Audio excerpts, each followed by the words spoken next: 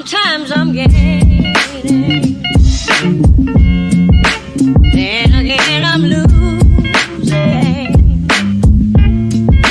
Sometimes I'm rising, yes, yeah. Then again I'm falling. Sometimes I'm gaining, then again I'm losing. Sometimes I'm rising, yes, yeah. Then again I'm falling. Let Jesus work it out. Please, your Father would work it out. Oh, let God work it out. Please, your Father would work it out. Oh, let God work it out. Please, your Father would work it out. Oh, let God work it out. Oh, work it out. You work it out for Mother Lisa.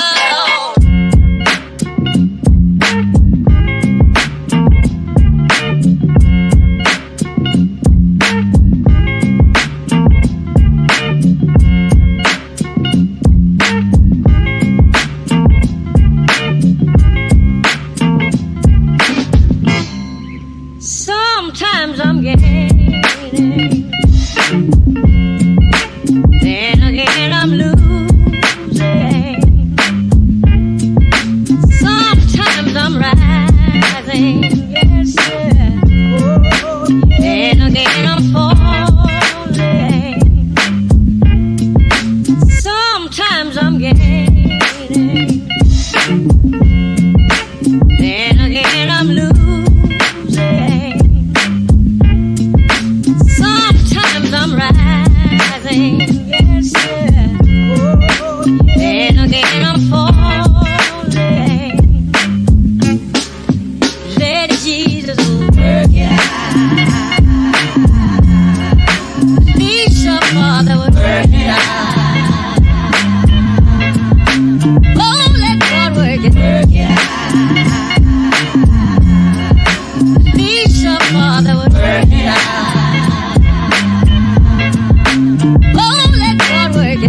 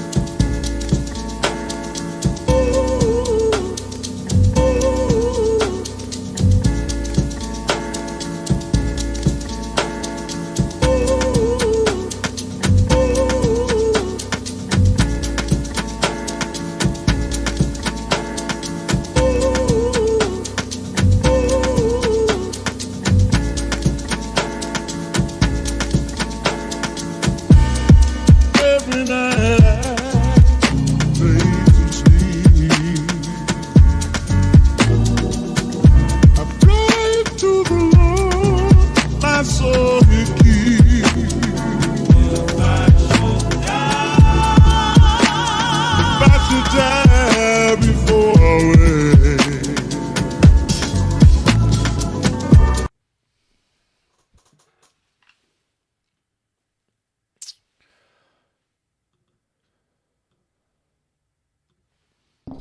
All right. Welcome back, ladies and gentlemen. This is David Patrick Carey with Church of the Eternal Logos. And tonight, I want to talk to you guys about dancing with the devil, music, magic, and ritual.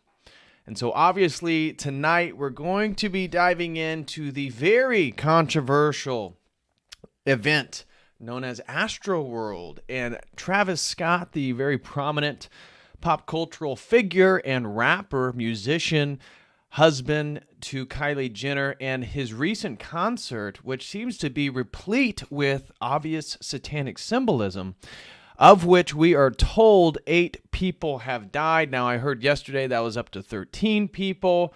I guess it's very difficult to know what actually transpired here, because all the firsthand accounts, of which we're going to listen to a few of them, describe hundreds of people. Now, even according to mainline or mainstream sources, they say 300 people injured, 8 people dead, 40-some people trampled on, and we're told that there was a stampede. We're told that at this concert, things got out of hand and people started rushing the gate, of which, if you don't know, Travis Scott has been arrested 3 times previously for. I know one was in Chicago, one was in Arkansas, and I forget where the other one was, somewhere else in the United States, in which he advocates for his fans to cause mosh pits, to storm the front of the stage, to rush up towards the front gate. And he was convicted, at least I know in Chicago and Arkansas, of a misdemeanor of inciting violence or inciting mayhem or something like that. I forget exactly what the name of the charge was, but this is common with his concerts. And Travis Scott's concerts are a mixture between a sort of mosh pit, a sort of festival dubstep, and a sort of hip-hop trap music. It all kind of blends together. And so today, obviously, we're going to go over the events of that stream, but we're going to have a larger, expansive scope in which we approach this topic today. So we're not just going to be focusing on this concert, but we're going to give it some context. I want to talk to you guys about how music has historically always been a very important and powerful form of magic.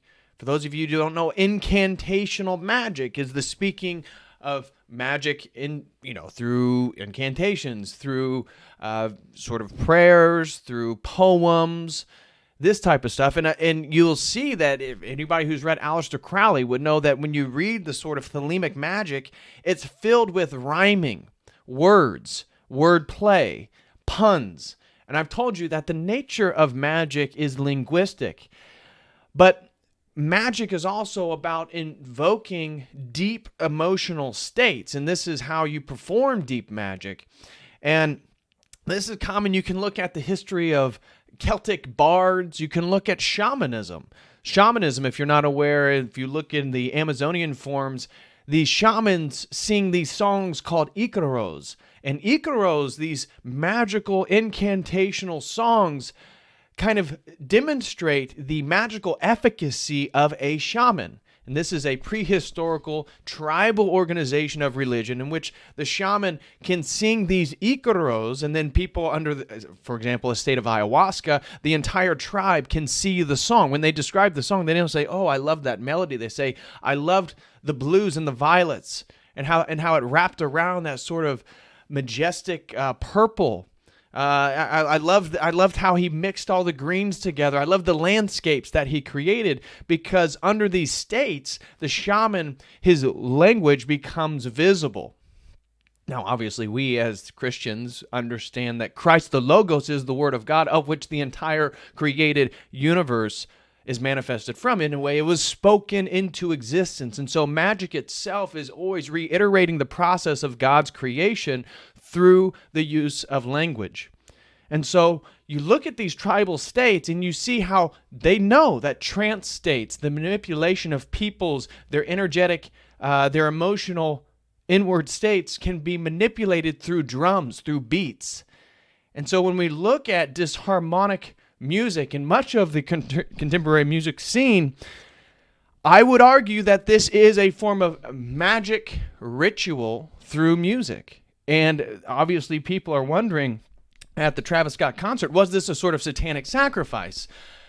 Now, I would say, I don't know what Travis Scott's intentions are. I don't know his heart. But what I do know is when you deconstruct the symbolism of what we're going to do in tonight's stream, there is so much demonic and satanic imagery that it's hard to not see something going on.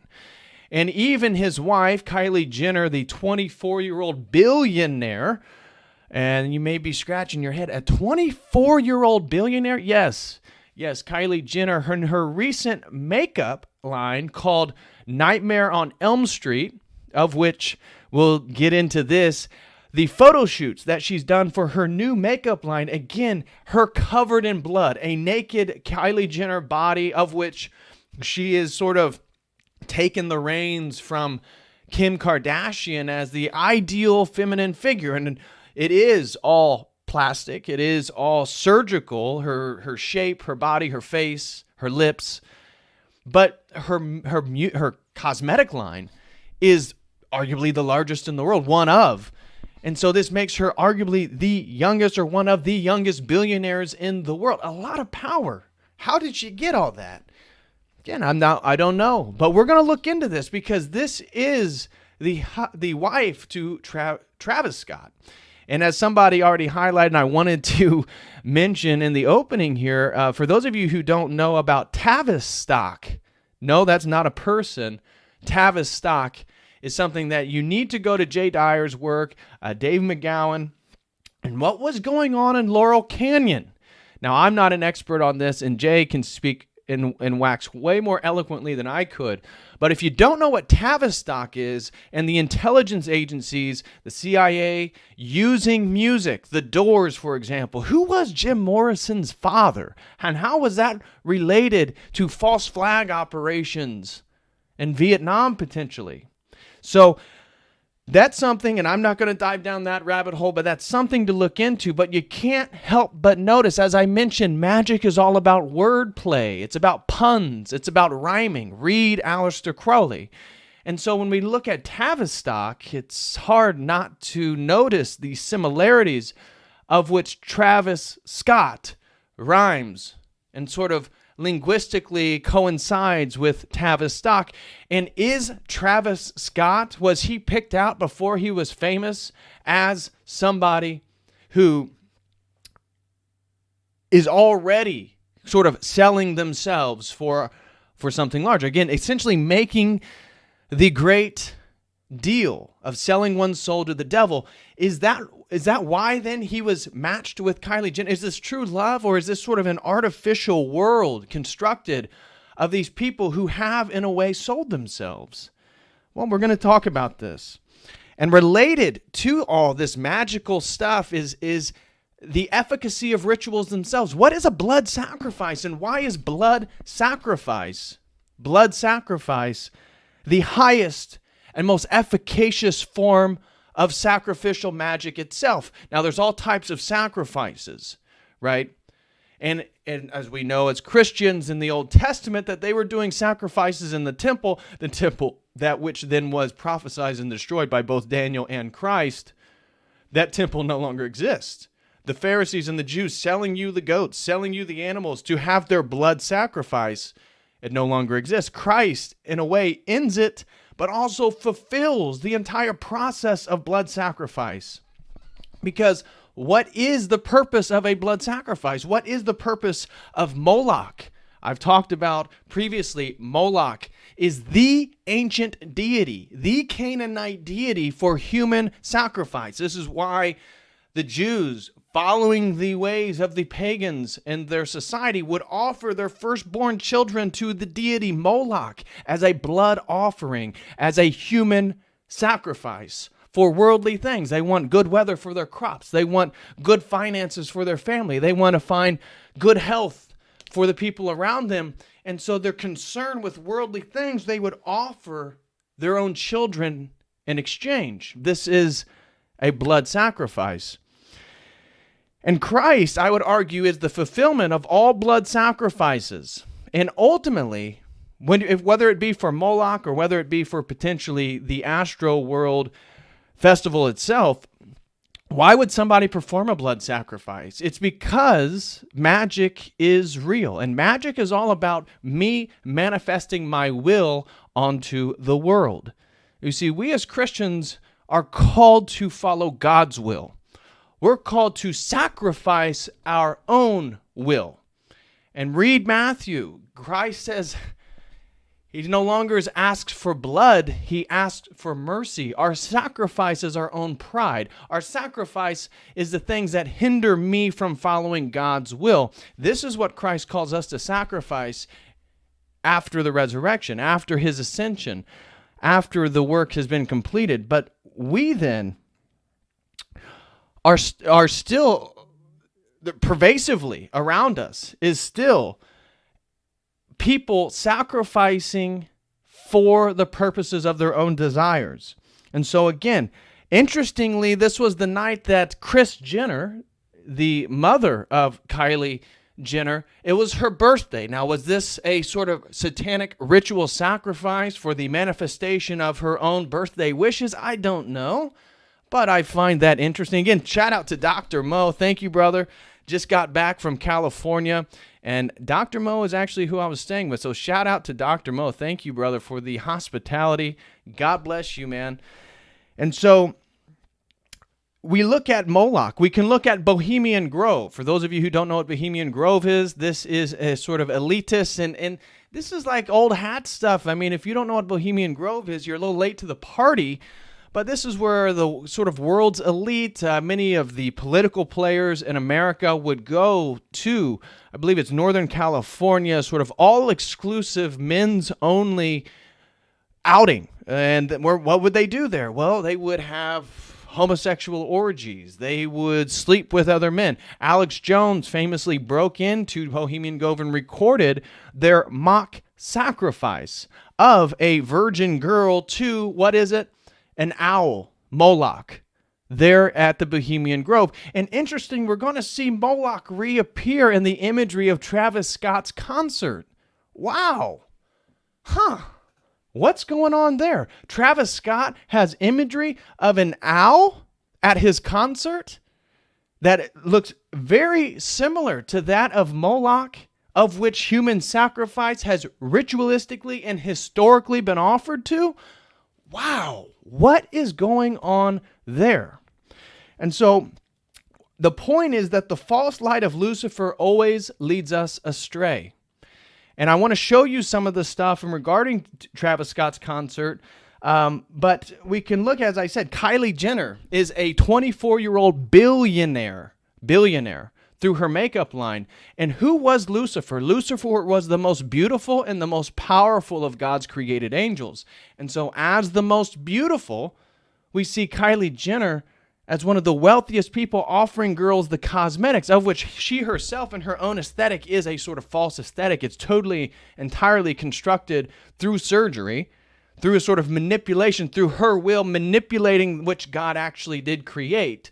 And so then you sort of construct the right proportions, and it's sort of a magical process, right? Because us as men, there's a primal effect on our minds when we see small waist, big hips, breasts at a certain size, faces constructed in a certain way, women's skin looking perfect and smooth, that this affects us at a primal level. This is a sort of manipulation of us, of what magic is always about, a manipulation of will.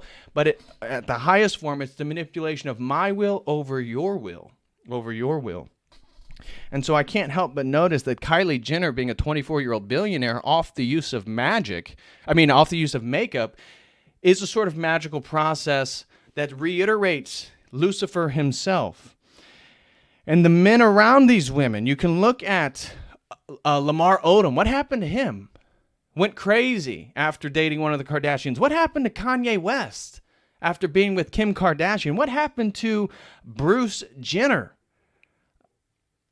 What happened to what was the Kardashian brother? Isn't he like an alcoholic or something? And then we have Mr. Travis Scott. I mean Travis Scott married the Kylie Jenner. And so we see then with Travis Scott, and we're going to go through his Instagram, and we're going to see a lot of satanic imagery over and over and over again. The worship of money and possessions, and this idea that that we're getting ready to enter the true dystopia. The true dystopia is what we're getting ready to enter. And that I want to talk to you also about a common process of these entertainers being possessed by spirits. I got videos from Lil Nas X. I got videos from Madonna and some quotes from various other people. But before we even dive into that stuff, let me just show you what it is that I'm talking about here. What is it that I am talking about?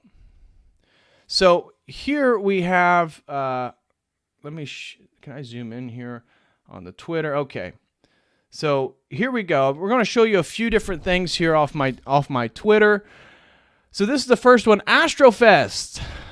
This was how Travis Scott promoted the event. This is his promotion for the event. Weekly World Truths. Who knows what lies beneath the surface? Ooh, the father of lies. Is that a reference? Beneath the surface. Is that a reference to hell, potentially? The true dystopia is here. When the end arrives, it's really the beginning. It's really the beginning. Oh, interesting. What could that possibly mean? Well, what does dystopia mean? An imagined state or society in which there is great suffering or injustice, typically one that is totalitarian or post-apocalyptic. Are we in the end times? Well, I know somebody that I highly respect, Abbott Trefon, of which I have been consuming his content at a very intense rate lately. In one of his recent homilies, he said his own personal opinion. This is not the opinion of the Orthodox Church, of which we as Orthodox Christians are told that the Church will inform us when we're at this point. But I've heard it from various monks at Mount Athos. But Abbott Trefon, also a monk here in the United States over at Vashon Island, he believes that the Antichrist is alive and well. And if that is, are we entering the post-apocalyptic world? Are we entering the end times? I don't know. I'm not advocating for it. But if it is, this is the point in which full inversion occurs. This is the point in which God is calling the righteous to him. And those who won't listen are going to be claimed by the evil one. And that's what this whole game's about, is souls. And so I found it so interesting that Travis Scott was talking about, what was it? See you on the other side. See you on the other side. What is the other side? Well, interesting, even the shirt that he wore to the concert, it shows blue people walking through a doorway and coming out as devils. What? See, this is the promotion. November 5th, Friday. Astro Festival. And what does it say? See you on the other side. And what do we see? The multi-eyed deity, a sort of demonic inversion of how we understand what angels are according to Scripture. Yes, there's multiple eyes, this or that. But if you get into the Alex Gray art, you get into the psychedelic realm, you see that often they depict these sort of spiritual entities in these multi-dimensional formats with all these different eyes. And some of you may, like myself, had gone into the ayahuasca realms, the LSD, the DMT, the psilocybin, and maybe you saw some of these things. But Travis Scott's own promotion of the concert is replete with this. And so here is one little thing of a person holding up a sign during the chaos. Will we survive? Unfortunately, many people did not. And so here is Kylie Jenner, again, her and her daughter, of which she is there with, I think it's Stormy. She shows what's going on at the concert, again, the night of her mother's birthday, and you can see the paramedics, of which the paramedics couldn't even get to the people who were passing out, falling over, cardiac arrest. One of the things that I thought about is does this have anything to do with the stabbies? Is there potentially something related to young people who are stabbed? We already know about the myocarditis, the pericarditis, the heart inflammation, the blood clots. We know a lot about the severe side effects of those who are partaking in the obviously demonic and evil form of these stabbies. Is this related to potentially the music, to getting people's heartbeats up at a certain pace, and that if they were potentially stabbed, that this may then cause them to have cardiac arrest? Everybody who had firsthand accounts, again, said they saw hundreds of people passing out. But all of our official reports say, 8 people died, and a lot of people, as we'll watch in some of these videos, claimed a lot more people died. But here's, again, I got some TikToks I'm going to show you guys. Here's one of a girl talking about Kylie Jenner, and even her picture of the event, you can see the paramedics. Kylie Jenner's Instagram story with the paramedics in the corner.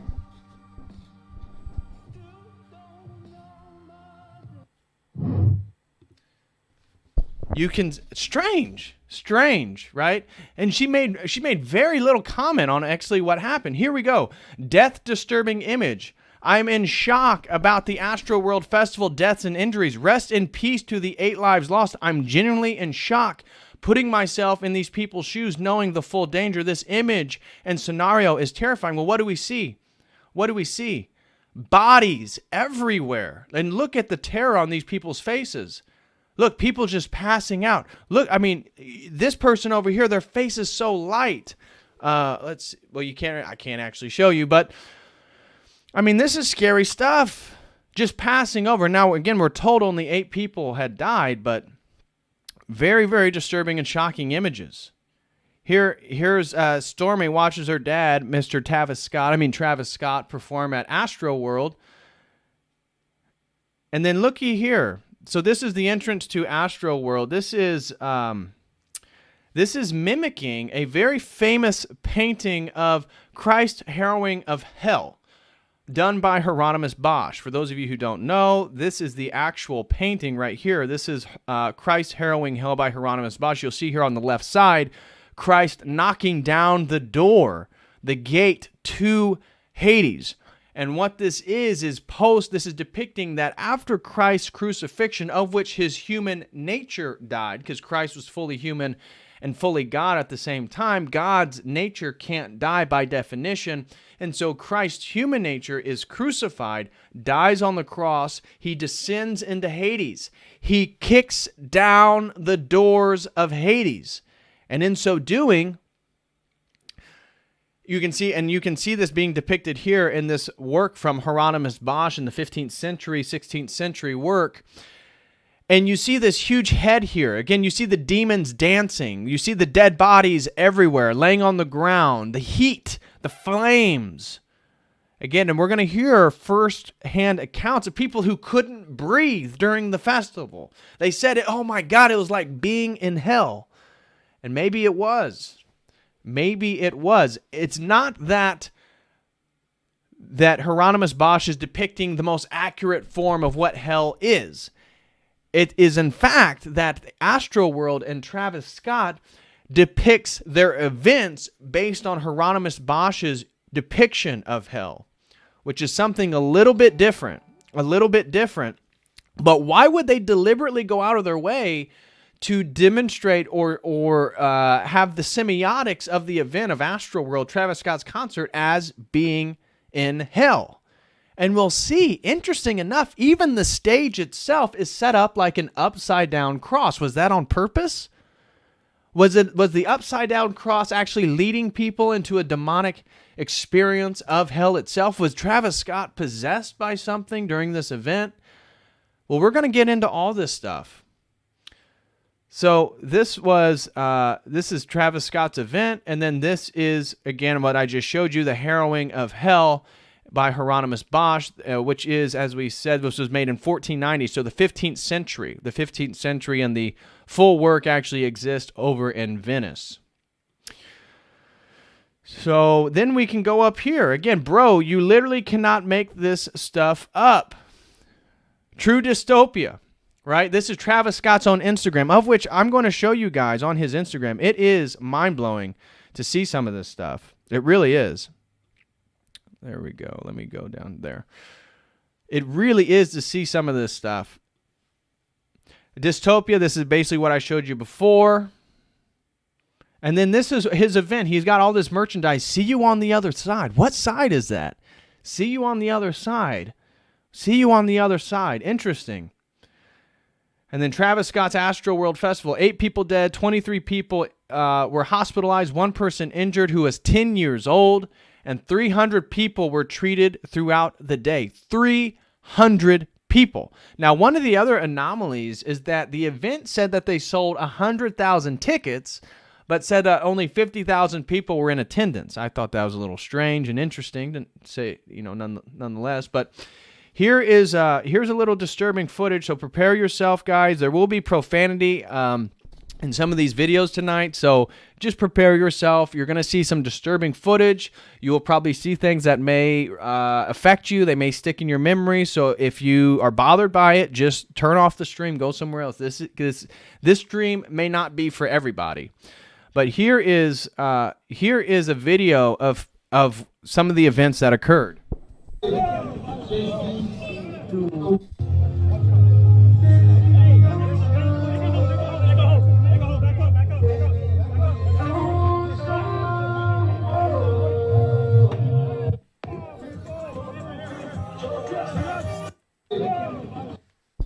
And notice that Travis Scott just kept playing. Now, I know there was one video of him telling people, highlighting that one person passed out, and then he goes and starts performing again. But it is hard to conceive of. Everybody who has these firsthand accounts describes hundreds of people passing out, that you could visibly see dead bodies being passed across the top, almost like crowd surfing.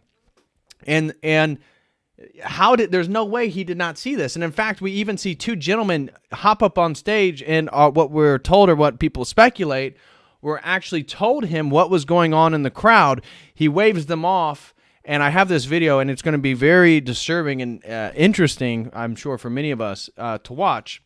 Now, here is another one. This is, again, prepare your guys self. This gentleman's not the most articulate in the world, and so this is a profanity-laced video, but this is somebody who was incredibly spooked after the event. That this is somebody who was there firsthand.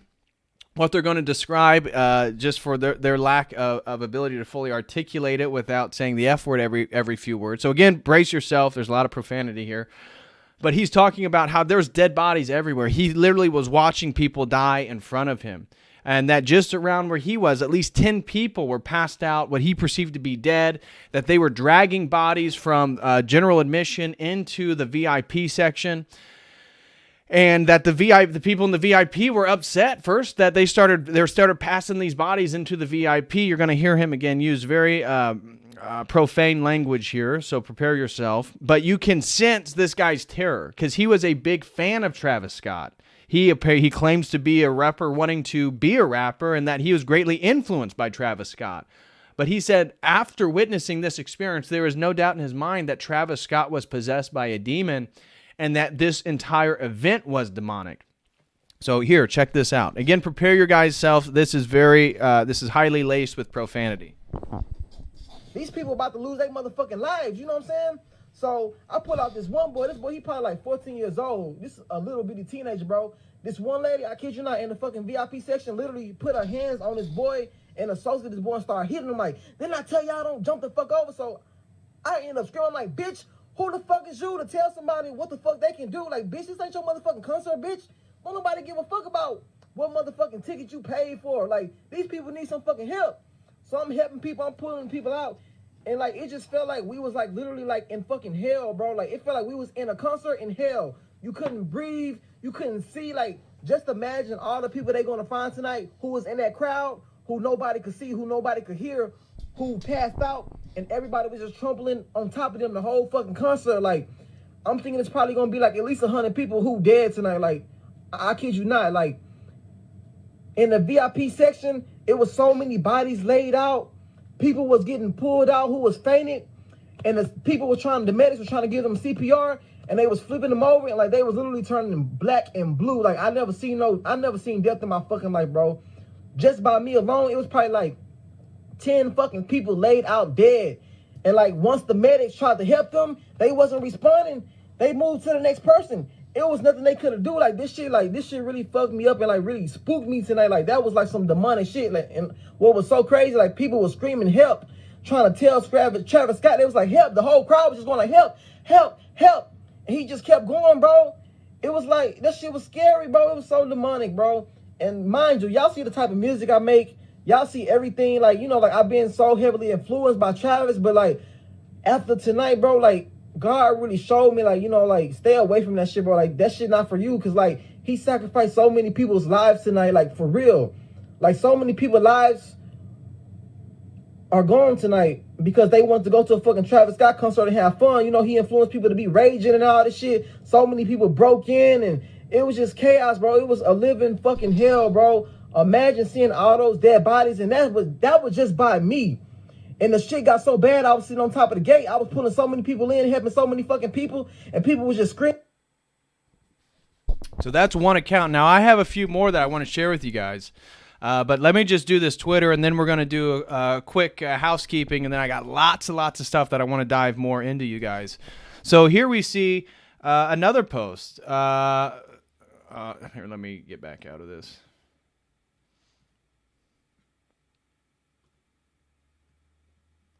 Travis Scott performing at fatal concert as crowd shouted, "Stop the show." Apparently, police had declared a mass casualty event and got in touch with Live Nation, who was running the show. They said they'd cut the show short, but Travis finished his set performing for another 37 minutes. These Wow. people about to lose their motherfucker. Wow. And so what do we see here? Again, we see these people walking through this doorway. This is the T-shirt that he sells, and that we'll see that he was wearing. You see these little entities right here where this red box is, that they walk through this doorway, and as they come out, they have horns, and they're red. It's almost like they're little demons. And so Astroworld, Earth, Wind, and Fire, you see an elemental reference here, again, regarding magic. You see you on the other side, the third annual festival. Open your eyes to a whole new universe. And then we see the two hands, that again, with eyes in them, often in an occultic symbolism. And we see a sort of portal. And what do you see on the ground? It looks like people laying on the ground here. And this is the actual concert photo underneath it. See you on the other side. The Church of Satan is a religious organization dedicated to Satanism, as codified in the Satanic Bible. Now, again, Anton LaVey claims that he was a atheist, so we have to be careful. There's the Church of Satan, there's the Temple of Set, there's all these different forms of satanic worship, but ultimately just the denial of God and the Holy Trinity, the true living God, is a form of Satanism. However you want to cut that up, you want to say, no, I'm an atheist, no, I'm a theistic Satanist, however you want to frame it. But 666 months and 6 days since the founding of the Church of Satan is the symbolism, a sort of numerology potentially tied to this event. And again, here is Astroworld, and here is Hieronymus Bosch's depiction of hell. Then we got Jay Dyer's great. The B System is here, 4th hour. Shout out to Jay Dyer. And then, interestingly, the media was quick to cover up this event. So how did the media frame this event of the largest death toll at a music concert? Well, Travis Scott's concerts are fun-filled, high energy, but a little chaotic. Oh, wow, the same exact one. Travis Scott concerts, fun-filled, high energy, but a little chaotic. Travis Scott concerts, fun-filled, high energy, but chaotic.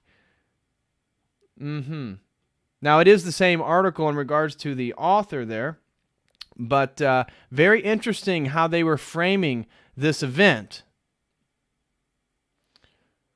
Now, again, some of the numerology, it is interesting that they said they sold 100,000 tickets in 30 minutes, but only 50,000 people were in attendance. How do we understand this? I'm not sure. It's just an interesting anomaly that I wanted to highlight here. And then we see more of this satanic, what appears to be satanic symbolism. Now check this out. Here's some videos of the actual concert.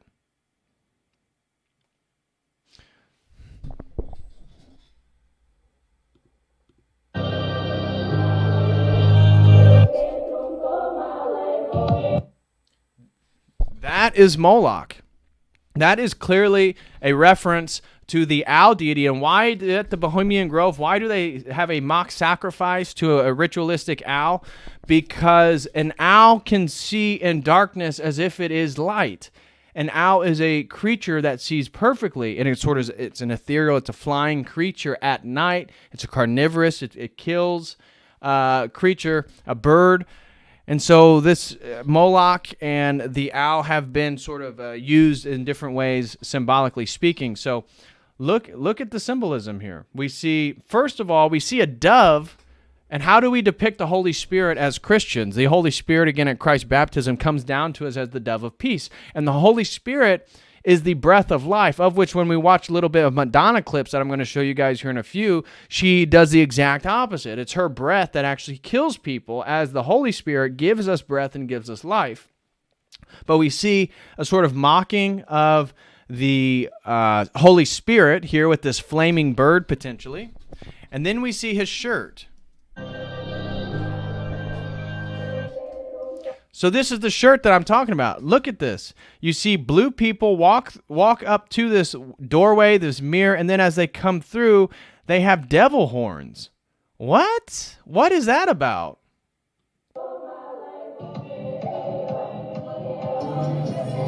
Then we see the dead bodies. We see people passed out.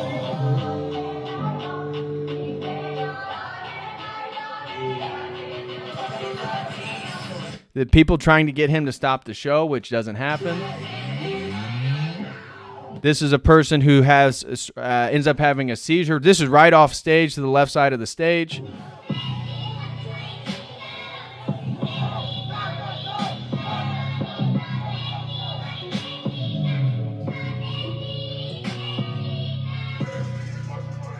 This is the point where two gentlemen get on stage and try to get him to stop, telling him what exactly is happening.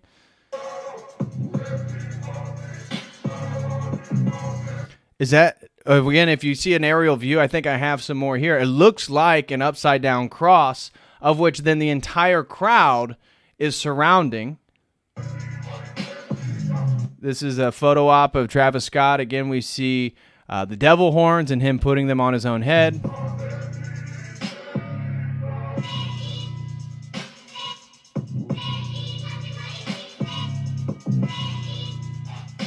This portal thing's really interesting, too.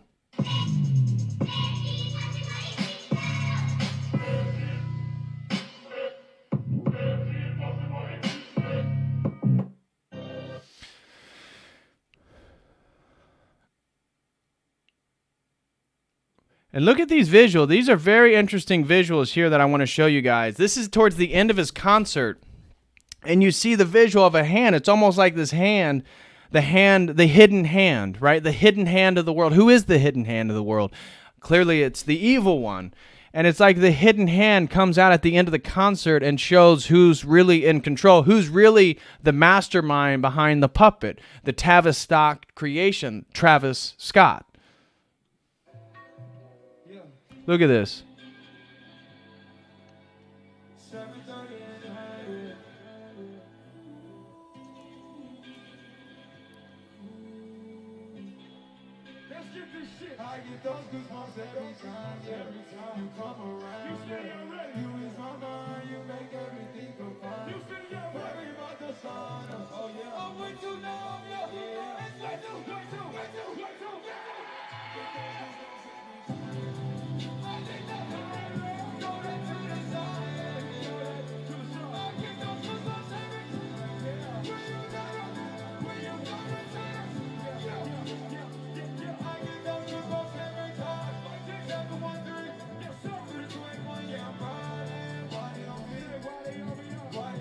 Whose hands are those?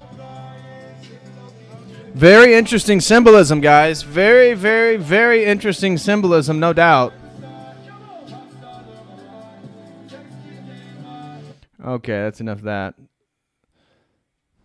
So, and then again, here's what I was showing you with his T-shirt. Very interesting symbolism, no doubt, no doubt. So, anyways, I I got so much more that I want to show you guys, but quick housekeeping real quick. If anybody enjoys what we're doing here at Church of the Eternal Logos, please become a website member. It's one of the best ways to help support the stream. You can do so by becoming a website member for $5 a month. And with a membership, you help me out, you support the stream, and you have access to an entire video library, of which I'll be making a new video here this week for the members only section. Also, we have slots open for this Thursday. If you'd like to sign up for a one-on-one session, you can do so with the following link here. Also, don't forget that we have a Logos Book Club meeting November 16th, next Tuesday, a week from today. A week from today, we'll be doing the Logos Book Club, and we'll be doing the first chapter of the very prominent book, The Master and Margarita by Mikhail Bulgakov. And so if you'd like to join us, you have to get your own copy of your own book. It's not that expensive. This is a great book with some Orthodox theology in it. Get you a copy. We're gonna read the introduction in chapter 1, and we'll be going over that in a 2-hour Zoom meeting with anybody who signs up. You can do so if you'd like to join that Zoom meeting and read your copy of the Master Margarita. You can do so with the link provided right there. Okay, let's get back to it. Again, I got so much that I want to show you guys. So I want to show you guys a few TikTok videos that are also very, very interesting, and I got some. Then I got articles that I really want to dive deep into some of this stuff. So the first one that I want to show you guys is, check this out. So this is Travis Scott's fans. Again, like I said, Travis Scott has been arrested for inciting his fans to stampede, to storm, for mosh pits. He's been, I think, arrested 3 times. I know Arkansas and Chicago were 2 places where he was arrested and charged for the misdemeanor of inciting violence or inciting chaos or something. So this is common, and this is his fans getting access into the event for the first time. And look at, again, you can see them absolutely running towards and smashing this gate down, of which he advocates for. But you can see the energy of chaos, the sort of chaotic energy. And again, are these people possessed? I mean, obviously his music may be selecting for certain types of people, but you can sense this sort of spirit of destruction and chaos. Now check this out. This is a woman. Again, we're going to listen to her talk about her experience being at the event. Talk about my experience at Astrofest. It is extremely traumatizing. I've never experienced anything like that in my entire life. Probably because I've never been surrounded by so many lifeless bodies. I haven't been able to stop thinking about what was happening all around me. It was so demonic. The energy was so demonic. The set was demonic. Travis was demonic. We were literally in hell. Like, it felt like we were in hell. Nobody could breathe. We were all suffocating. Everybody around me was suffocating. We were standing on our tiptoes, and all you see is everyone around you, chins up, gasping for air, and that's all you see around you. There was no room for mosh pits. There was no room to breathe. We couldn't even breathe. We didn't even have enough room. I'm sore. Like this hurts to take a deep breath today. Like, we couldn't even breathe in there because everyone's bodies were literally suffocating us so bad that people were bleeding out of their mouths and their nose. People were screaming bloody murder, literally begging for help from anybody. There's nothing that anybody could do. The floors were covered in bodies. You're doing your very best. We're fighting for our fucking lives. We're doing our very best to stay up. You couldn't even put your foot on the ground. You're stepping over other people. You're stepping over other people's shoes, just trying to fucking breathe. I'm surrounded by unconscious bodies. I don't even know if these people were alive. There's just people all around you with their eyes rolled in the back of their heads, just being moved with the crowds. There was nowhere we could go. We were trying to push back. We were trying to push back to get out, and we're just getting pushed forward. We're just getting pushed deeper into the crowd. There's sinkholes of people in the crowds all around me. Like, if I would have hit the floor, I would have never gotten up. You can see, like, adults holding their children up, like, trying to get them to safety. There's kids, like, pissing and shitting themselves as a trauma response. Like, imagine going to your first concert and, like, this is how you think, like, concerts are. Like, it took us 30 minutes to get out of the crowd, and we were in the back. As we finally get out, you just see people running out, bawling, lips blue. There's people, they're dragging dead bodies out of the crowd. Dead bodies. And Travis knew. Travis had a bird's eye view on everybody and could see everything. He was asked multiple times to stop, and his responses are, you know what you were here for, something like that, and let's rage. I'm coming on here. Okay. Now check this one out too. This is somebody highlighting again. I don't know the validity of this one, the veracity, but this is very interesting. Look at this entity at the very top of the stage. Tell me what the hell that is walking across up there at the top. What is that? Garrett Cheney is live at the scene. Anybody want to tell me what the hell that is walking across up there at the top? What is that? And then here's another one I want to show you guys. So this is the moment that two people try to, what we're told or speculated, two people try to tell him to stop. But then he looks like he brushes them off. He tells them to go away. And in turn, look at the visual graphic. It's like, again, it almost turns into a sort of depiction of a portal. Now, again, it's talking about see you on the other side. Now, is the portal about taking souls, taking lives from this world and transferring them over to the other side of the realm of the dead? Or is this event an event in which it opens a portal to take the people, the demons of the dead, and bring them into the world of the living, to inhabit certain people? Who knows? But check this. This is very strange video footage.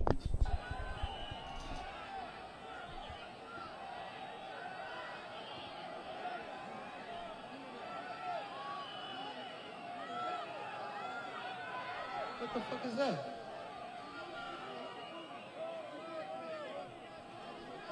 If everybody good, put a middle finger up in the sky.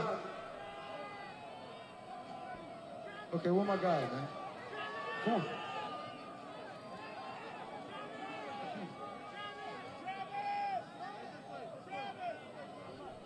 So we can clearly see the ambulance in the audience, unable to get to the people they're trying to save. That Travis Scott had to be able to see. Yeah, all that. Two hands to the sky. Two hands to the sky. Two hands up, y'all. Two hands up. Y'all know what y'all came to do. Chase me, let's go. Whoa. I'm gonna make this motherfucking ground shake, goddammit. Whoa. Here we go. Here we go. Here we go. 5, 4, yeah. Pull out the sound. Pull out the band. Please up.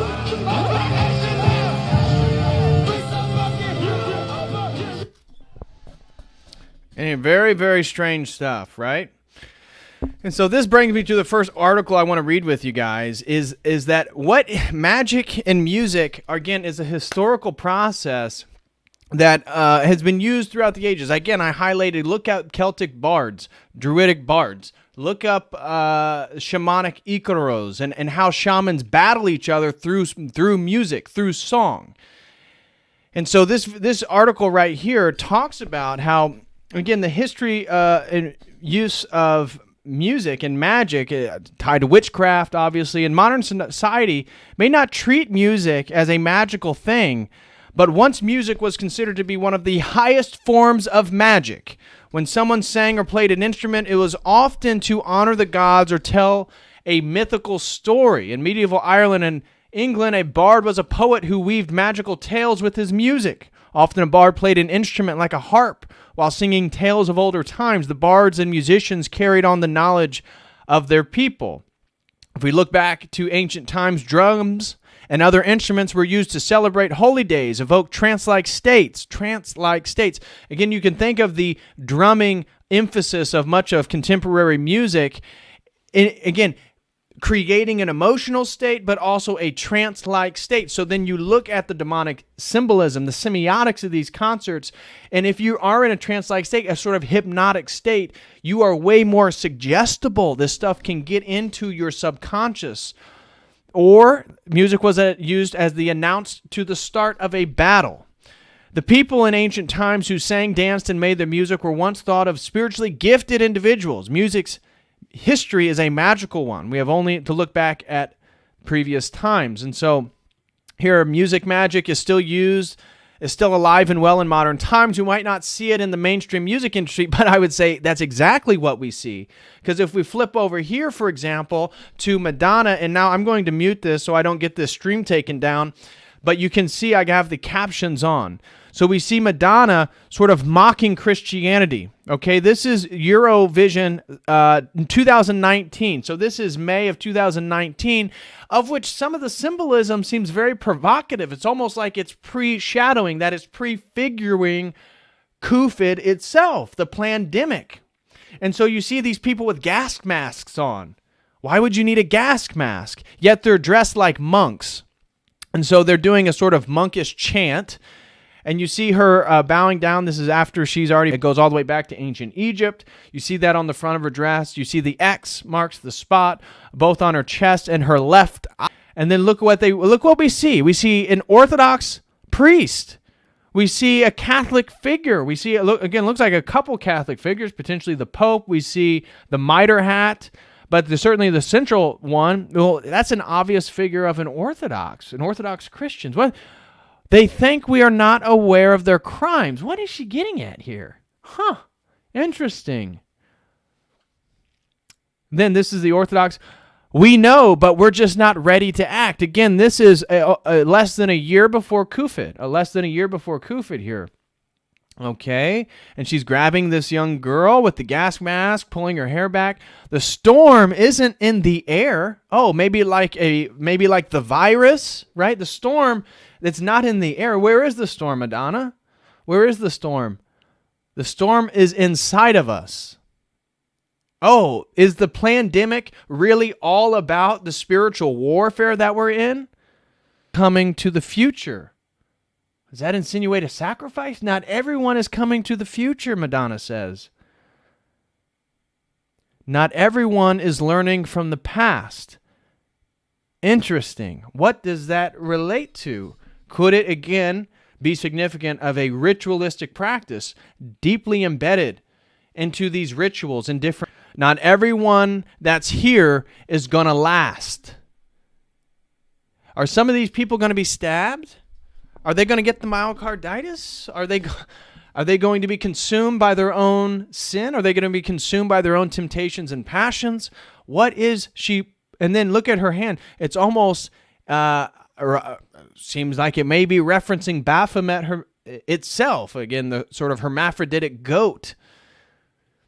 Okay, so then we can look back to her Super Bowl appearance. Of which, again, this is going to be muted. But we see Madonna, again, commonly presenting herself as a sort of goddess figure. This is the 2012 Super Bowl halftime show. She looks eerily like Baphomet, right? The breasted, female-chested, male goat deity. We see her horns. Again, she almost looks like an ancient Egyptian, an ancient Canaanite, an ancient pagan goddess of some sort. And she's riding on the backs of her slaves, of the people, right? And so this whole thing, we're not going to watch this entire process, but seems like it's filled with a lot of ritualistic activity. Getting back to our article on music and magic, and how these things are connected. First, think of the way music makes you feel. One simple song can evoke feelings of joy, sorrow, laughter, and essentially every emotion under the sun. One simple song can whisk us away past a moment of our lives, whether good or bad. Music can also be used in mental and physical therapy to aid in healing. Okay, yada, yada, yada. We can make music witchcraft. Oh, interesting. Now, some of you have already seen Lil Nas X. Again, we're going to keep this muted. But look at his little music video. We see a reiteration of the original sin, right? So we see him as, again, this sort of hermaphroditic deity. He's not Adam, he's not Eve, he's somewhere in between. Then we see the serpent with, again, the third eye depiction, the sort of multiplicity of eyes. And then it scares him. But eventually he comes back around. And what does he do? He rides a stripper pole all the way to hell. Yes, all the way to hell. And what does he do? He finally gets to the bottom of the stripper pole. He finally gets to hell. And he makes his way to Satan himself. Okay, what do we see here? Look at the symbolism. What do we see here? We see the upside down pentagram. We see a goat-headed deity, multiple horns. It's almost like a Medusa character. We see the same imagery on the ground. And then we see Satan sitting on a sort of throne. And then what does Little Nas X do? Gives him a lap dance. Yes, I'm not going to play any more of this. It's disgusting stuff. But you get my point. Ritual music. Have you ever tried playing music during ritual? If you haven't, now's the time to give it a go. The key to music magic is first to let the energy aid the rituals. Depending on your style, preference, and tradition will depend on the type of music you'll play during ritual. For instance, if your next ritual invokes trance work, consider playing a shamanic drum soundtrack. Yes. If your next ritual involves meditation, natural sounds, yada, yada, yada. So I'm not going to read the rest of this article. You get it. Live music and spiritual experience, right? She talks about the beautiful sunset, her going to a reggae concert, casting spells and music. Oh, in addition to setting a tone with music, magic, and ritual, casting spells with music is something else you can try. This form of music, witchcraft, is especially powerful if you can play an instrument or sing well, but you don't have to have musical talent to make music magic. And again, notice how they're spelling magic. They're spelling it in the thelemic spelling. This is magic with a K. This is referenced then to Aleister Crowley, of which do what thou wills, that is the highest of the law. You may find the music invokes a stronger sense of energy from within and stirs up the energies around you, both outside and in the home. Spell casting with music requires just a little thought and practice. Okay. And so then it's almost like the secret, manifesting what it is that you want. Now, I have this article I want to highlight. This is from people in the occult world. This is for people who practice magic, black magic training here. These are, again, the article I just read you is for witchcraft of people who actually identify as witches, okay? Here is this on ritual sacrifice, and I'm not going to read the whole thing, but I want to just give you a little bit of something. So, blood offering. Now, again, was the Travis Scott an offering? Was this a sort of ritual sacrifice? What is a ritual sacrifice? An offering of a gift, especially to a deity or being, a petition, thanksgiving, or appeasement. The most common offerings are food, drink, the fruits of harvest, and the blood sacrifice of animals and fowl. The highest sacrifice is that of human life. That of human life. A practice now rare. Sacrifices can be made to the elements. Remember, again, on Travis Scott's poster for the concert, it said earth, wind, and fire. Now, is that a reference to the famous sort of Motown, the all-black music group? I don't think so. Not so much. I think it's a reference back to the elements, the sort of elemental spirits of which the entire thing is a sort of ritualistic process. The sun and moon, the cardinal points, sacred landmarks, the dead, and supernatural beings. In contemporary witchcraft and paganism, offerings of cakes, drinks, fruits, flowers, poems, handicrafts, incense, nuts, others. Blood sacrifice is considered unnecessary for worship, and witchcraft rituals, an offering of food, drink is presented on an altar and sprinkled about. But what is a blood sacrifice? The blood sacrifice. A ritual blood sacrifice is an ancient custom of proteation to the gods. Animals, fowl, and humans have long been sacrificed in various religious rites to secure a bountiful harvest and secure blessings and protection from deities. Blood consumed in ritual sacrifice is believed to give the drinker the soul and attributes of the blood of the deceased, whether it be human or animal. And this is where we get into potential uses of adrenochrome. potential ingestions of innocent young children's blood, because it helps rejuvenate. It keeps these older people older people young. Melifortis says Earth, Wind, and Fire was performing at Astroworld. Maybe they were. I was not aware. If they were, then maybe Earth, Wind, and Fire was performing at Astroworld. The Celtic and Druids reportedly drank the blood of their sacrificed human victims. The Aztecs cut out the hearts of human sacrifices with flint knives, and still beating hearts were held aloft by the priest, then placed in a ceremonial receptacle. The body was often dismembered and eaten in an act of ritual cannibalism.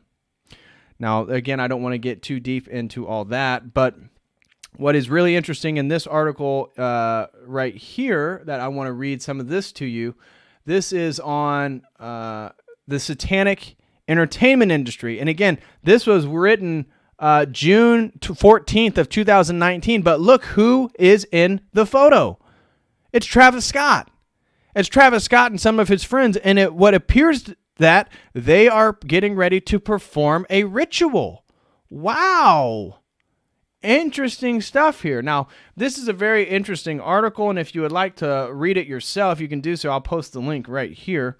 Guys, please smash that like if you can, and please super chat using the Streamlabs link if you would like to support the Church of the Eternal Logos and what we are doing.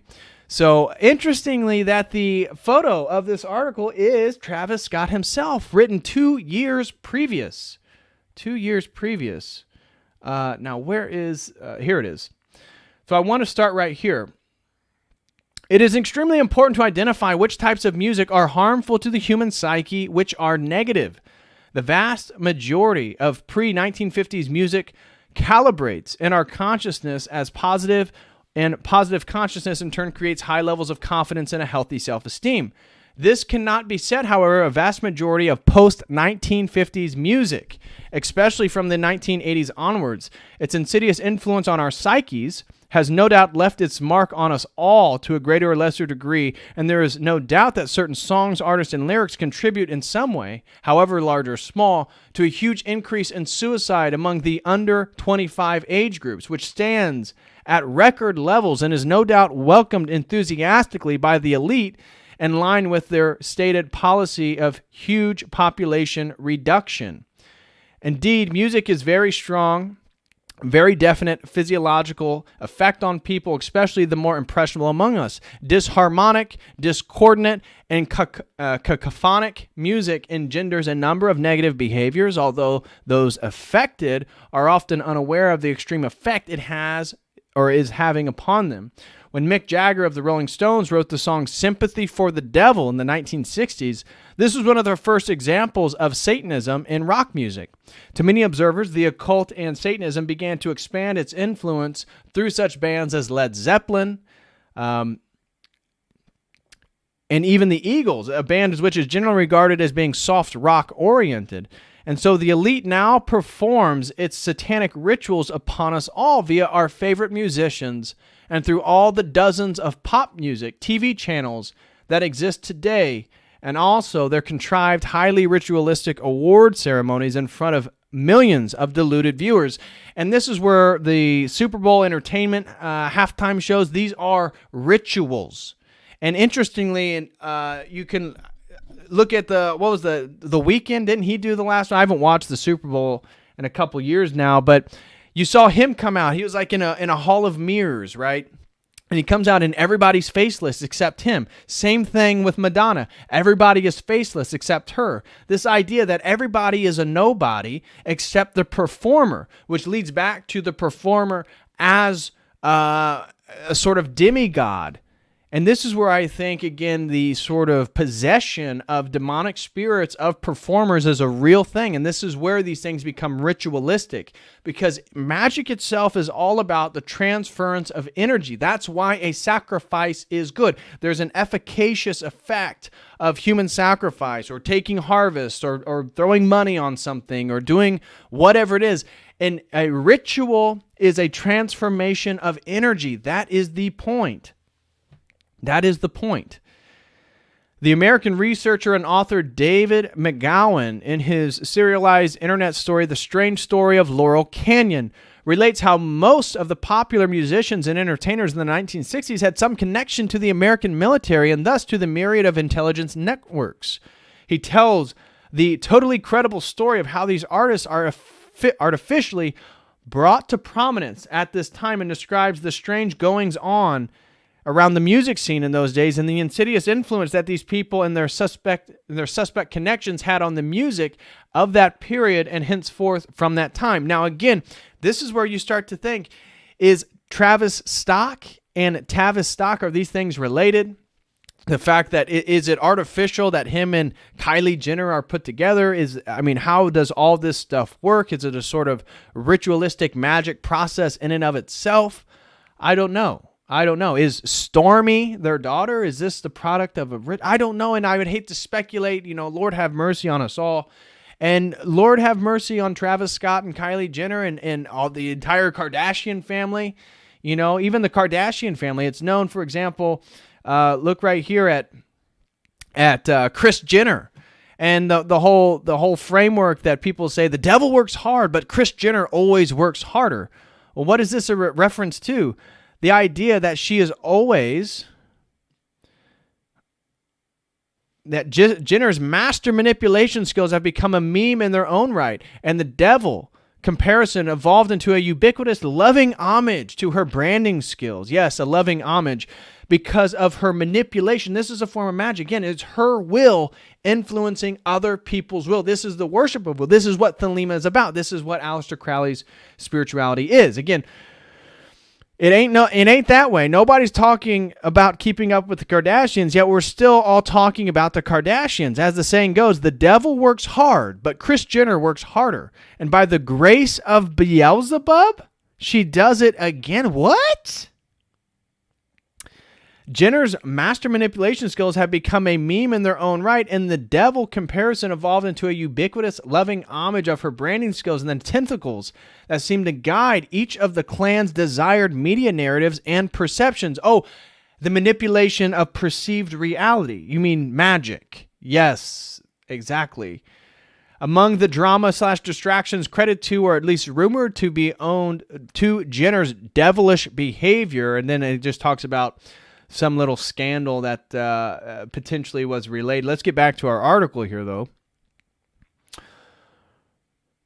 In 1985, the New Solidarity newspaper, which has since been closed down by the U.S. federal government, conducted an interview with Hezekiah Ben Aaron, who at the time was the third-ranking member of the Church of Satan. In this interview, Aaron revealed that it was his church that started such heavy metal genre groups such as Black Sabbath, the Blue Oyster Cult, and many others. The Church of Satan was then headed by its priest Anton LaVey, but many people believe that LaVey was just a frontman for the real high priest, Kenneth Anger, the man who had been responsible for introducing the Rolling Stones to the occult.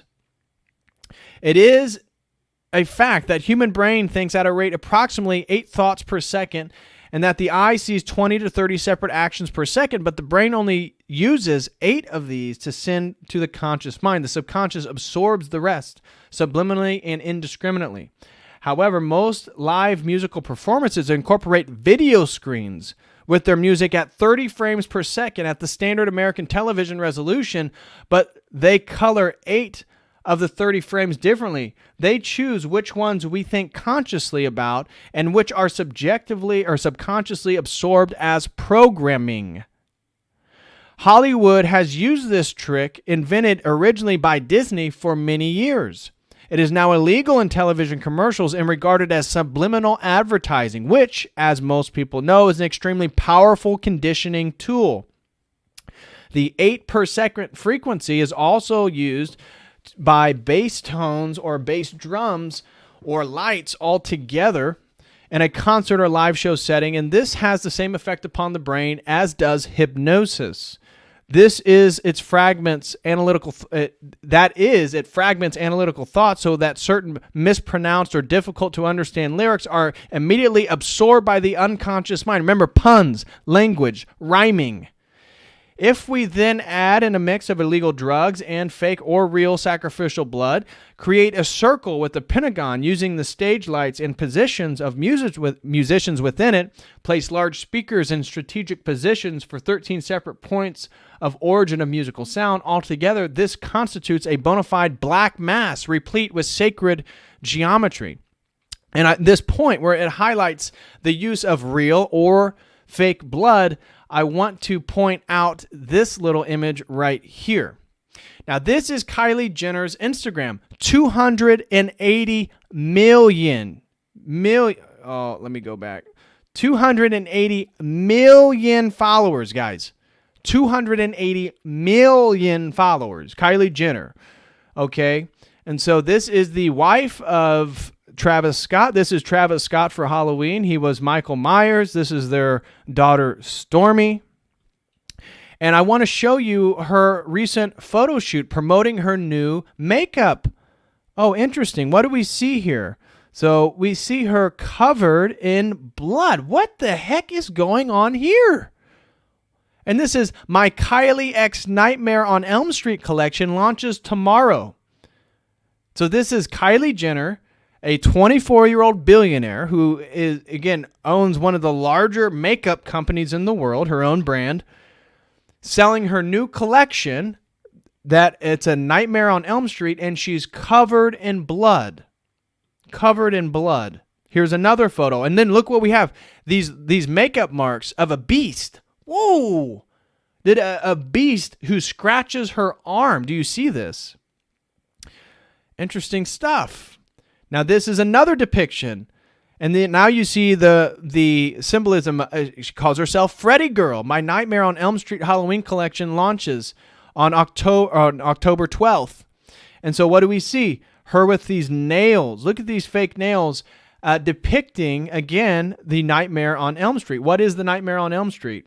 The Nightmare on Elm Street is a 1984 American supernatural slasher film written and directed by Wes Craven, which is about Freddy Krueger and Johnny Depp in his debut film.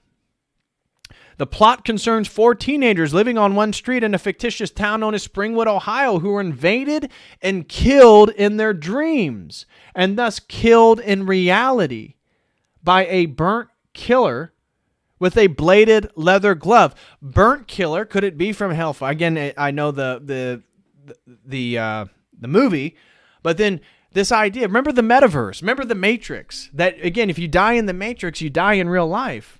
It's almost like, again, the fake world of Nightmare on Elm Street, like you die, if you die in your dream, you die in real life. I can't help but notice a connection here, right? And so what does this have to do with makeup? But this is Kylie Jenner's new collection, right? This is her new collection. And so this is her in another dressed in all red. Now, is this somehow, is this satanic symbolism? I don't know, but it's very interesting nonetheless. Here's another one where it almost looked like it's dry blood that's covering her. Again, Kylie Jenner, Nightmare on Elm Street collection launching October 12th. What exactly? And you see how her hair is almost braided like horns. What is going on here? Very sort of sinister symbolism. This is her in her bedroom, again, for the promotion of her new makeup line, where you see her marked by Freddy Krueger here on, again, the Beast. You see blood all over the walls, on the bed, right? You see her red boots, her very seductive posturing. And then you see her new makeup. And look, it's covered in blood. What the heck does this have to do with anything? This is Kylie Jenner's new Nightmare on Elm Street collection. So it looks like it's in a VHS. Then she opens it up, and it's Freddy Krueger has slashed it. And again, it looks like there's blood splattered on everything. What the heck? This is another photo shoot she did. Again, what appears in my mind to be a sort of demonic symbolism. There's Freddy Krueger. And here's her commercial promoting it. Now you tell me what type of vibe you get. Again, dripping blood. Tons and tons of blood. Now, is this a sort of sacrifice? Is this a sort of magical process? Is this a sort of black mass? One can only speculate, but it's certainly strange. This is the wife of Travis Scott. This is, again, a 24-year-old billionaire. Wow. Wow. So when this talks about the use of fake or real sacrificial blood to create a circle with a pentagram using the stage lights and positions with musicians within it, place large speakers in a strategic position for 13 separate points, it is a bona fide black mass. Very interesting stuff here. So we have now seen how pop culture is filled with occult Masonic symbolism. The Illuminati symbolism apparent in Gaga's stage and TV appearances is utterly blatant and is becoming so transparent that that analysis becomes almost become a simple statement of the obvious. Her whole persona, whether it is an act or not, is a tribute to mind control, Freemasonry, and the cult, where being a vacuous, compliant, incoherent, and simply absent-minded is manipulated into being a fashionable, desirable state. Incorporated in the videos, photos, and shows of Lady Gaga and many other pop icons is symbolism that refers explicitly to the elite and to mind control. This symbolism is deep, esoteric, and even pseudo-spiritual. And while millions of young people imitate Gaga's gestures, her act is part of a much bigger picture that includes many other stars displaying and promoting the same overt symbolism. Lady Gaga is in fact a fake persona, a manufactured Illuminati puppet, created to unduly influence the impressionable youth of today and to indoctrinate them into the insidious ways of the elite. In this, she is not alone. By far, the vast majority of the mainstream music industry is also under their deceptive spell. And so, I just wanted to read the very end of this article. I think it is very, very interesting. And then I want to share this with you guys, that the idea of spirit possession for entertainers, demons possession in the industry. Guys, smash that like if you have not. I know we got some new people that just hopped on. Smash that like, please, if you enjoy what's going on here at Church of the Eternal Logos. We are familiar with the phrase, battling my demons. Now, we were all familiar with the phrase, battling with my demons, whether it be from a recovering drug addict seeking help to a Catholic priest conducting an exorcism. In either context, we have all heard the saying at one time or another, but how true is this phrase? Is it just a simple metaphorical saying giving the excuse for evil deeds of human beings, or is there really a spiritual wickedness at work in our everyday lives continually trying to drag us to hell? Well, for those that think demons are only figurative, may not fully be aware of the unseen battle that takes place around them, as quoted from the movie Exorcism of Emily Rose, demons are real, whether you believe in them or not. In the entertainment industry, we constantly hear stories of musicians, actors, etc., dealing with the paranormal phenomenon known as demons.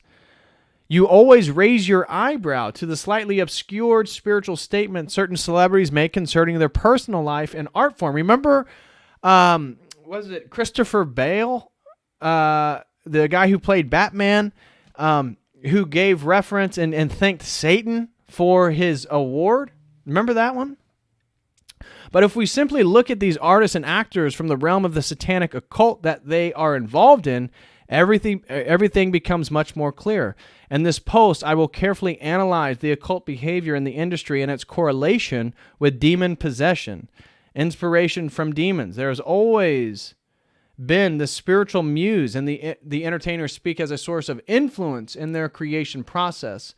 Some may think a higher power or personal God they believed in. Others, however, specifically mention a sort of possession that takes them over completely. Here are a few instances of this. Here's Jay-Z's quote, "I get possessed by the spirits." Here's Janelle Monáe. "It's like a spiritual outer body experience. I feel very possessed."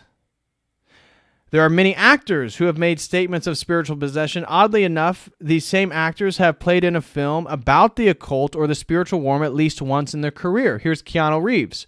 And I generally like Keanu Reeves, but I attempt to connect with my muse and go on demon rides. Here's Johnny Depp. I sometimes I feel like I'm possessed with a multitude of demons. Denzel Washington, who again he publicly identifies as a Christian. I get on my knees and I call on spirits to possess my body and empower me to play a given role. Oprah Winfrey. I try to empty myself and let the spirit of Seth inhabit me. And then Set or Seth is also the sort of demonic or the evil depiction of the brother of Osiris in the Egyptian mythology. Another example of this demonic muse is familiar, one that the most musicians have mentioned time and time again in their songs, Rain Man. The Rain Man seems to be a name created by artists and perform at greater levels. Jay-Z has spoken of this, quote, Rain Man entity a lot in his work over the years. Jay-Z has stated that ever since he found, quote, Rain Man, he no longer has to write anything down and all of his writing process is done in his head. Recently, Rick Ross even talked personally seeing Jay-Z go through this, quote, or go through his, quote, Rain Man process for his new collaboration with him on Ross's new album. Eminem even made a song called Rain Man, where he says his soul is possessed by a demon turning his name into Rain Man. The relationship between these spirits and the entertainers mirror that of the creative process between a person and a person writing for them behind the scenes, otherwise known as, quote, a ghost writer. What most people may not know is the phrase, quote, ghost writer is coined from the play on words with a, quote, ghost rider. A ghost rider is a person that rides a vehicle without actually sitting on it. This concept of artists having hidden force writing for them behind the scenes is not uncommon.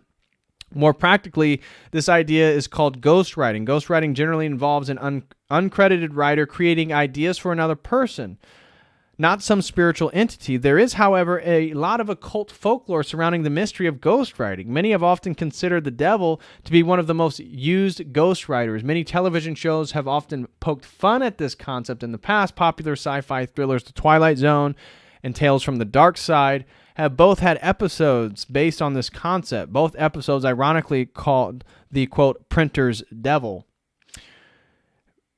What many may not know is that the word ghostwriter itself is derived from the phrase ghost writer, as which he already said. The concept of this character is a stunt bike, so talking about Nicolas Cage. The concept of this character is a stunt bike rider that sells his soul to the devil so that his father could live, turning him into a night-riding demon avenger, as if there is such a thing. Oddly enough, the same guy who played in that movie also played in these occult movies. The National Treasure, Knowing, The Wicker Man, The Season of the Witch, Suicide and Possession. A strange occurrence in the entertainment industry is that many accounts we hear of suicide attempts. In most cases of demon possession, there is almost always reports of self-infliction of some kind. So if these entertainers were battling with demons trying to kill themselves, because it does not seem too far of a fetch, for those that may be skeptical of this correlation, here are a few examples. Eminem. Now my co-writer, Third, has mentioned Eminem's occult resume several times in his earlier post, but I do want to expound upon his drug addiction in relation to his, quote, inner demons. His latest album, Relapse, began with a skit about Eminem talking to his doctor about his rehabilitation from prescription pill addiction. In the skit, his doctor turns into the devil, offering him the same drugs he was addicted to that almost killed him. Eminem later in the album talks more personally about his almost drug overdose in the song Deja Vu when he raps, "See, me and you almost had the same outcome, Heath, because that Christmas, you know the pneumonia thing? It was Bologna. Was it the melodone, you think?" Not only did he admit to the pneumonia reports a few years ago actually being a drug overdose, but even mentions that he almost died the same way that Heath Ledger died. It seemed as if Eminem felt like the only way out of the occult was suicide.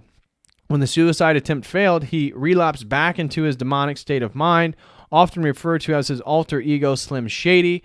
This theory could also account for the untimely death of Ledger as well. Here is Heath Ledger. Heath refused to talk to anyone out of character. This is talking about his role as the Joker for The Dark Knight. If you try to contact him with normally instead of the Joker, he would just ignore you. He would often come to the set on his off day, freaking everyone out. Many sources reveal that Heath had locked himself in his apartment for months to prepare for the role. During that secluded time, Ledger had claimed to have repeatedly heard dark voices talking to him. Dr. Parnassus, very interesting movie. And then we see Heath in that one. Anyways, it goes on and on and on. Houston, Houston was a very popular R&B artist in 2004, mentored by fellow artist Nate Dogg. Houston shortly became a one-hit wonder with his almost notable song, I Like That. However, his short-lived success was not because of a lack of talent or marketing ability, but a more troubling situation. In 2005, Houston was performing at a London show at a hotel. Houston reportedly had a mental breakdown and tried to commit suicide by jumping out of a window. When his entourage stopped him, he then took a fork and gouged his eye out. When asked why he would do such a thing, he reportedly yelled, "There are demons in my eyes. I have to get them out." He was then seen running the street half naked until he was caught by London police. Houston now resides in a psychiatric facility. Whether you believe in demons and possession or not, one thing you need to understand is that these entertainers believe that it is real, and they are suffering from it deeply. Be aware that it is more than just some entertainment publicity or trend. These entertainers are putting the same demonic influence into their music and movies, and it affects everyone, from the artist itself to the person listening to it. And so I also want to highlight, guys, that when we look at, for now I want to show you Travis Scott, that, you know, there are claims that there was that at the concert somebody was injecting somebody with some mysterious drug. I know one of the security guards at the concert claimed that he was stabbed or injected with something, and he passed out, and then he was given Narcan, and that's how he came back from whatever he was injected with. And it was, according to the police reports, the Houston police, they did say that this security guard at the concert, when he said, once he came back after giving Narcan, he said, I got injected somewhere in my neck. And then the nurses and doctors did confirm that it looked like something had poked him or prodded him in the neck. Now, at the same time, was everybody who passed out at that concert injected? I don't know. A lot of people, again, you can look at multiple reports of people that were there in person, and they said that there's demonic influence. I read one description of a person who was tripping, and they had a terrible, terrible description of it. And so I want to show you some of the images just on Travis Scott's Instagram page. But like here is this is an Instagram page called Jesus is My Salvation. And so this is talking about Travis Scott's concert, and that the ritualistic concerts are very real. The recent horror event with Travis Scott is the perfect example of energy harvesting through demonic possession. When you demonically possess the biggest artists/celebrities, they are then worshipped by the masses. These are the results. Bodies get snatched. These artists are not present in their own vessel, and the goal is to hijack those in a vulnerable state and take you with him. These events, and so see you on the other side. These events are all controlled, riddled with symbolism.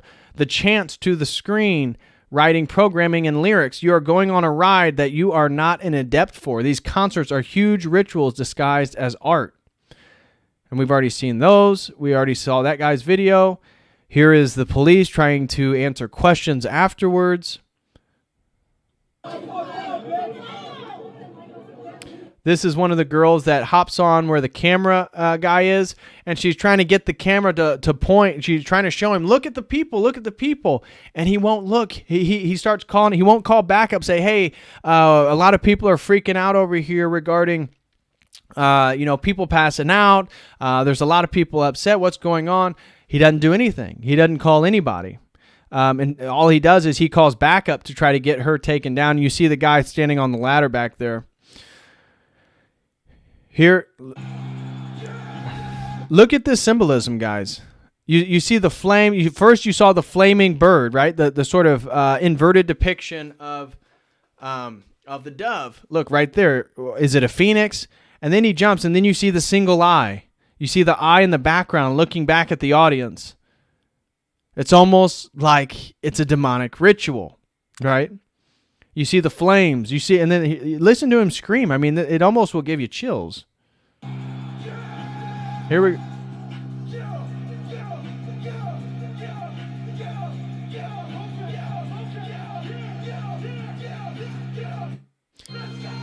Remember the hidden hand. Remember I showed you the video at the end of the concert, the sort of hidden hand that comes over and is going like this over Travis Scott. And then right before the panic broke out, the portal opened, and Kylie posted this video. This is the portal. And was it a portal that gave access to, again, the dead into the realm of the living? Potentially. Here's Travis Scott at the concert holding up the devil horns. Again, maybe, I know people in Texas that are fans of UT do this, but again, who knows his intentions? But this is, again, the post writes, this is beyond wicked. This artist wasn't even trying to hide it. The symbolism was not hidden. It was open in plain sight. This was a portal. Even his shirt showed demons passing from one side to the other, as we can see right here. I hope this concert served to open the eyes of many blind people. This was a demonic ritual where people openly gave ground to the enemy to possess them and have their way. The people who go to idolize other beings, someone else who is not the Most High, Jesus Christ, the Holy Trinity, are giving ground to the enemy. This was a massive sacrifice to Satan. Travis himself was possessed, as you could see him chanting while he saw dead people being carried outside. All these artists serve the same purpose. Lucifer, they're satanic. They sold their souls to have fame, but it comes with a price and an agenda they must follow and promote. It's time to open our eyes, for the enemy has blinded people to the truth. If you are seeing this wickedness with your own eyes, all this evil and demonic work, how can you not believe in the only one who can save you from it? Jesus Christ gave his life for you and for everyone. These are the end times, the last days. Now, again, I'm not saying this, but even within the Orthodox Church, we're beginning to hear more people speak in this rhetoric. Again, one of my favorites, Abbot Trifon, personally, his personal opinion, believes that the Antichrist is alive. Hell is very real. These are the end times, the last days. There's no time left. People described the concert as hell. Hell is a very real, and what these people experience pales in comparison to the true pain and terrors of hell. It's constant burning where the flesh is constantly being eaten by undying maggots. This guy gave people a mere glimpse of what awaits for many. Turn to Lord Yeshua, or just Jesus Christ. Come to the Orthodox Church. That's what I would say. And so, again, let's go look at Travis Scott's Instagram page. Look at the symbolism here. We see the multiplicity of eyes again, the disembodied eyes. Remember the eye, again, looking out in the center of the concert. And then he says, live stream from Utopia Mountain tonight, Apple Music. This is the live stream of the concert, of the sacrifice, right? And the more energy, the more people who are suggested, the more people who take in the images, the better. Right? This is how this is what makes the ritual efficacious. And then here's again, Houston Chronicle. This is his own cover of your local paper. Weekly World Truth. I already showed you. The true dystopia is here. When the end arrives, is it the end times? It's really the beginning. This is Travis Scott's own branding for his own concert. What the heck? And then you see it right here. Escape plan. The true dystopia is here. And then you go through his Instagram and you see a bunch of stuff. Like here's another at this concert, these hidden hands. Who are these hidden hands? Utopia, you see him floating above. You see him way up in the air. Here's him dressed in all black with what appears to be a sort of horn behind him. Out of the mud in the dust. Out of the mud in the dust. Is this a reference to Genesis? What's going on here? And then you see, again, it's all red, shadows, him wearing... What's going on here? Dante new album. Another... Again, you see, what is this? A depiction of hell? Is this the gates of hell? What is this? Hard to tell. Oh, and so now I do see it. So the person who said Earth, Wind, and Fire was a performer, I see that now. You're absolutely right. Baby Keem, Master P, Young Thug, Earth, Wind, and Fire. So Earth, Wind, and Fire was another performer at this concert. That's what these were. Okay. But and then you see this. What? Masked, wearing black, Louis Vuitton bag. Like, what? Off the map, plotting a map. Okay. And then you see this, the disembodied eye. It's like he's giving reference to it. What is that supposed to be? What is that supposed to be? You see, this was a really strange one too. Look at this. This is his new song Utopia. Why the heck? Okay, so it looks like it has a coffee stain here. Now all this is on deliberate. But this looks like somebody's hand was covered in blood. The top left corner of the Utopia, right, this new song, it looks like somebody's hand covered in blood was holding it. What's going on there? What the heck is going on? That doesn't make any sense, right?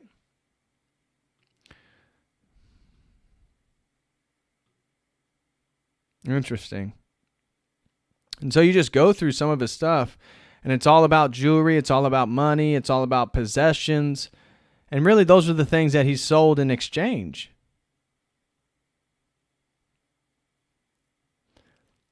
Here's him going through the wormhole, right? The black hole, the disembodied eye again. And this is a reference to Astroworld. This is a reference to the concert that we're talking about. See, what's he say? For this B-Day, all I want is rage, man. We've been locked in a house for some time now, and I've been banging my head around trying to get back to it. Been waiting to share an experience with all the other like-minded chaotic rager like me for some time now. That being said, in November, pop out at the Fest Astroworld. Okay.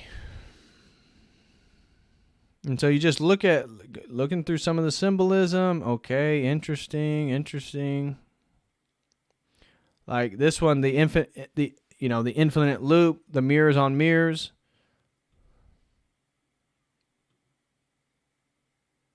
So you guys can look at it yourself, but really strange stuff. And shout out to Mikhail. And then because I wanted to say that he sent me a super chat. I haven't read it yet, but he was referencing this article right here. Something extremely dark happened at Travis Scott's Deadly Astroworld Festival. Travis Scott's Astroworld Festival ended up killing at least 8 people. However, the show never stopped. Quite on the contrary, in its crescendo of dark imagery, which was described to some as knocking on the gates of hell, here's a look at the insanity. And so we see the flames, we see the disembodied eye in the photo. So reports emerging from the Astroworld Festival, which took place in Houston on November 5th, are horrifying. Travis Scott's concert, described as a dark and hellish by people present, was the site of at least 8 deaths and countless injuries throughout the entire time. And despite pleas from the public, the show never stopped as Travis performed in front of a background that was described by some as the gates of hell. Lifeless bodies were being carried away by security. Soon after the concert, social media was flooded with accounts by concert goers who felt, quote, a dark energy throughout the event, which prompted many to declare that the entire thing was a satanic ritual sacrifice. These suspicions were only amplified when the reports emerged that several people in the crowd, at least one security guard, were pricked by a needle. Not only did these people get injected with an unknown drug, but these assaults prompted panic in the crowd, which led to people fainting and getting trampled. And so, interestingly, the panic is perfect. Because who is the god of panic other than Pan, the Greek god, the ancient Greek god? And this is Pan, the bottom half of a goat, but a man. And he's often depicted with an erection. He's also he's usually surrounded by nymphs. Right? He is a rustic. Pan is the god of the wild shepherds and flocks, nature of mountain wilds, rustic music. A companion of nymphs. He has the hindquarters and legs and horns of a goat, in the same manner as a fawn or a stray, with his homeland in rustic Arcadia. And so you come down here to panic, because Pan is if you hear his flute, he plays the flute. So he's a musician. Pan's a musician. He plays a magical flute. But when you hear his flute, it may lure you in. But if you were to see Pan, Pan gives people immense sense of panic. And so, and you get this from the whole mythology that Pan used his ability to instill panic in people. That helped. It helped the Athenians in the Battle of Marathon in 490 BC. That, of course, that's just part of the legends there. But as you see here, he's often depicted with an erection, and you see him what appears to be fornicating with a goat. Yes, sorry for the imagery.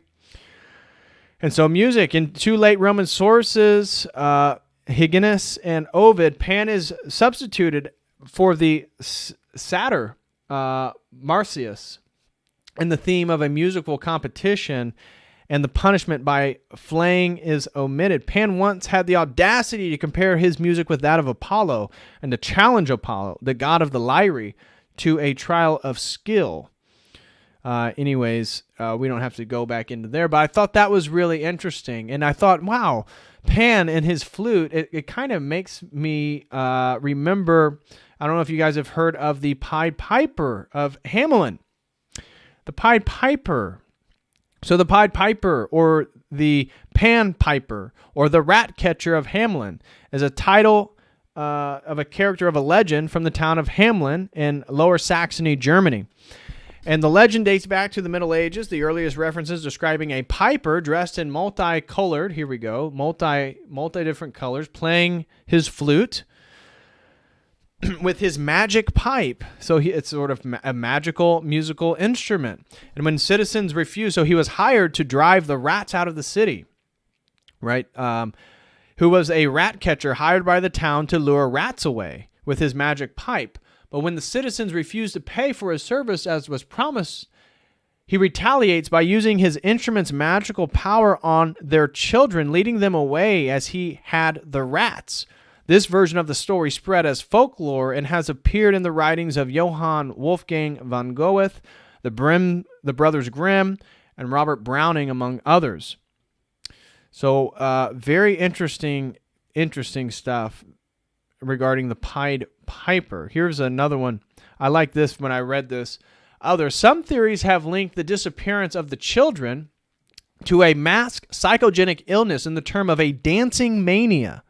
Dancing mania outbreaks occurred during the 13th century, including one in 1237, in which a large group of children traveled from Erfurt to Arnstadt, jumping and dancing all the way, in marked similarity to the legend of the Pied Piper of Hamelin, which originated around the same time. A dancing mania. Interesting. Dancing mania. Looky there. Dancing mania was a social phenomenon that occurred primarily in mainland Europe between the 14th and 17th centuries and involved groups of people dancing erratically, sometimes thousands at a time. The mania affected adults and children who danced until they collapsed from exhaustion and injuries. Interesting. One of the first major outbreaks was in Aachen in the Holy Roman Empire in 1374, and it was quickly spread throughout Europe. One particularly notable outbreak occurred in Strasbourg in 1518, and also in the Holy Roman Empire, now France. Affecting thousands of people across several centuries, dancing mania was not an isolated event. It was well documented in contemporary reports. It was nevertheless poorly understood, and remedies were based on guesswork. Other musicians accompanied dancers due to the belief that the music would treat the mania, but this tactic sometimes backfired and only encouraged more to join. There's no consensus among modern-day scholars as to the cause of the dancing mania. So, very interesting stuff. Now, back to where we were. Which caused panic in the crowd and led people to fainting and getting trampled. As I said, the security guard who got pricked with an unknown needle, he was revived using Narcan, and when he told the nurses and the doctors in the hospital that what happened is that all he remembers is leaning over the gate to try to grab somebody stuck something in his neck, and very quickly after that, he passed out. Now here's an Eerie promotion. Over 4 years ago, I published the article How Travis Scott Got Recruited by the Industry, where I explained how the symbolism surrounding him changed drastically after he got involved with the Kardashians. As I said, happens over and over and over. Again, thank you. Shout out to Mikhail King of Kings. Thank you so much for this article. I did not see this article, and so thank you for sending it in. So after the Kardashians, since then, things got only darker and more satanic. Weird fact, the festival took place on Kris Jenner's 66th birthday. You hear that? Kris Jenner's 66th birthday. Fast forward to a couple days after the Astroworld Festival, Scott releases the song Escape Plan. This is the top comment on YouTube. This seems like some dark irony after a bunch of people couldn't escape his festival and died. Indeed, those who died at Astroworld literally could not escape it. This is the art that accompanied the song, as I showed you. The true dystopia is here. When the end arrives, it's really the beginning. Are we in the end times? Is this the beginning of the end times? Who knows? Spoofing the Weekly World News emphasis Bat Boy cover, Scott's art contains the eerie words, the true dystopia is here, and when the end arrives, it's really the beginning. The promotion surrounding the Astroworld Festival is all about death and portals. People are being sucked into another universe under the watchful eye of the occult elite. Sadly, this is exactly what happened at the actual festival. Open your eyes to a whole new universe. The image promoting the event is similarly eerie. The eyes of the elite watching over the epicenter of dark vibrational energy that was the Astroworld Festival. As you'll see, there was really dark vibrational energy going on at the festival, Astroworld. The Astroworld Festival took place on November 5th, which is a few days after Samhain, the ancient festival of death and sacrifice. The week around November 1st is known to be the time of the year when the veil between the world and the underworld is the thinnest, and occult circles Samhain is still observed and it is celebrated with animal and human sacrifice. Okay, so then if you want to know a little bit about that, I talk about this in the origins of Halloween. Guys, please smash that like. If you guys have joined, smash that like. And if anybody appreciates the content on Church of the Eternal Logos and would like to support, please send in a super chat using the Streamlabs link. I would greatly appreciate it. A screenshot from the Satanic Cult Awareness document found on the Office of Justice Program's website. It describes the occult activities happening around Samhain. In this article about Samhain, a Druid states, Samhain is a time when the doorway of the other world is open and we can commune with the dead, a time of divination. Again, All Saints Day, the way that we understood All Saints Day is that we venerated or at least held up the saints, the people who defeated death by following Jesus Christ. But as I talked about in my stream on Halloween inversion of the All Saints Day is a sort of worship of death itself. It's very strange. And so appropriately enough, everything about Astroworld is all about a doorway to another world. The show began with a fiery, hellish mountain inside a giant eyeball gazes at the public.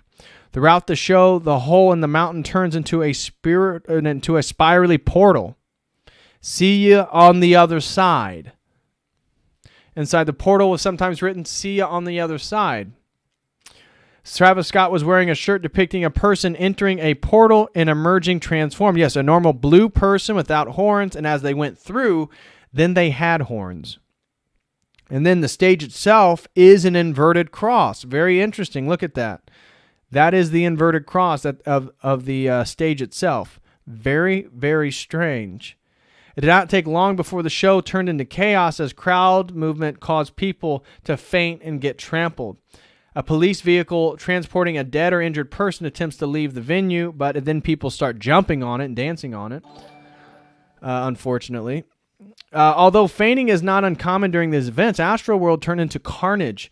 As more people got hurt, people requested for the show to stop, but it never did. In this disturbing video, people attempt to get the attention of festival staff, yelling, "Stop the show!" because someone is dying, to no avail. And I had a video on this on Twitter. You can see she's trying to tell the camera guy, people are dying.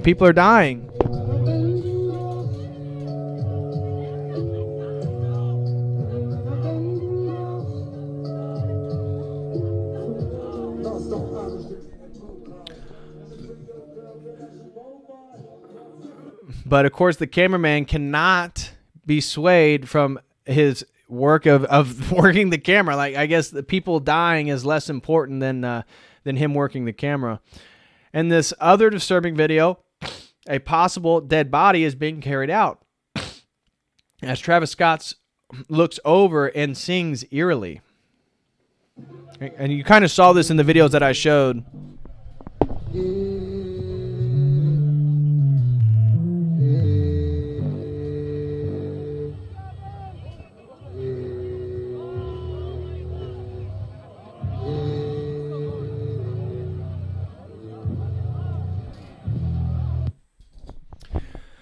Now, I was going back and forth.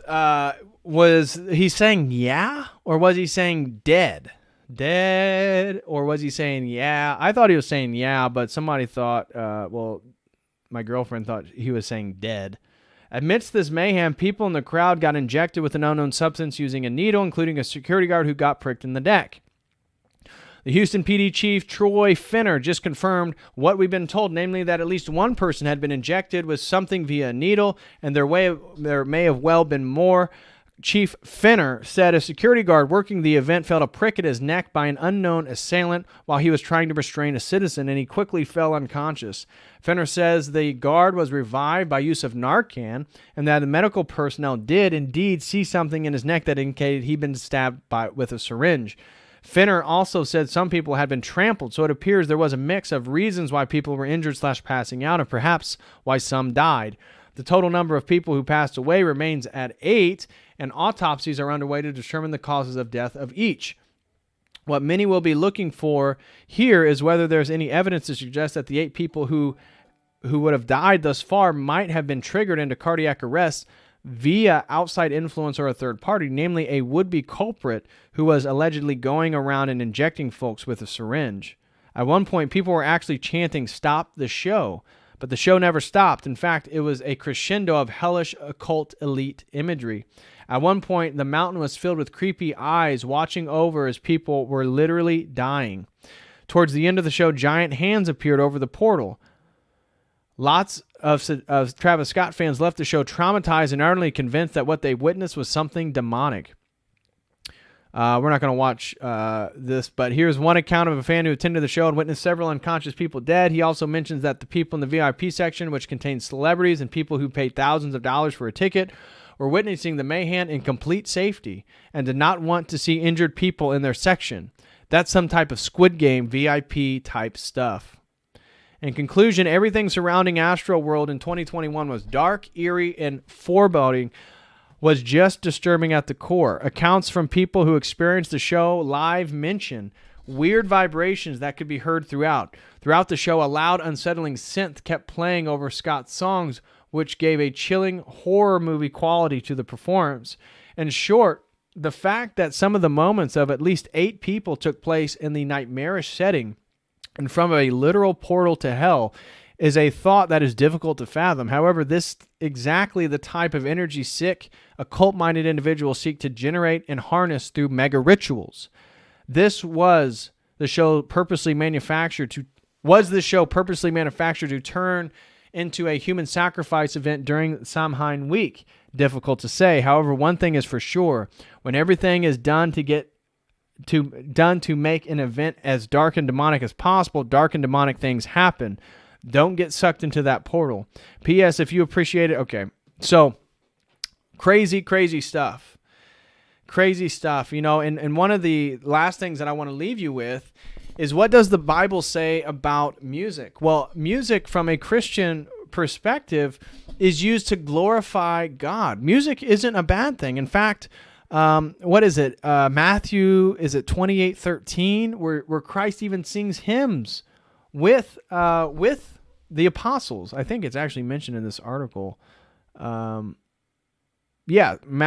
26:30. I'm sorry, Matthew 26:30. And so in Scripture, we see that music is used for glorifying and worshiping God, telling of his great deeds, offering outlets for both lament and praise, and providing unity to God's people. Unity, imagine that. Christian music should be about unity. What do you think the music that we're seeing in our world, and especially this event, what is that about?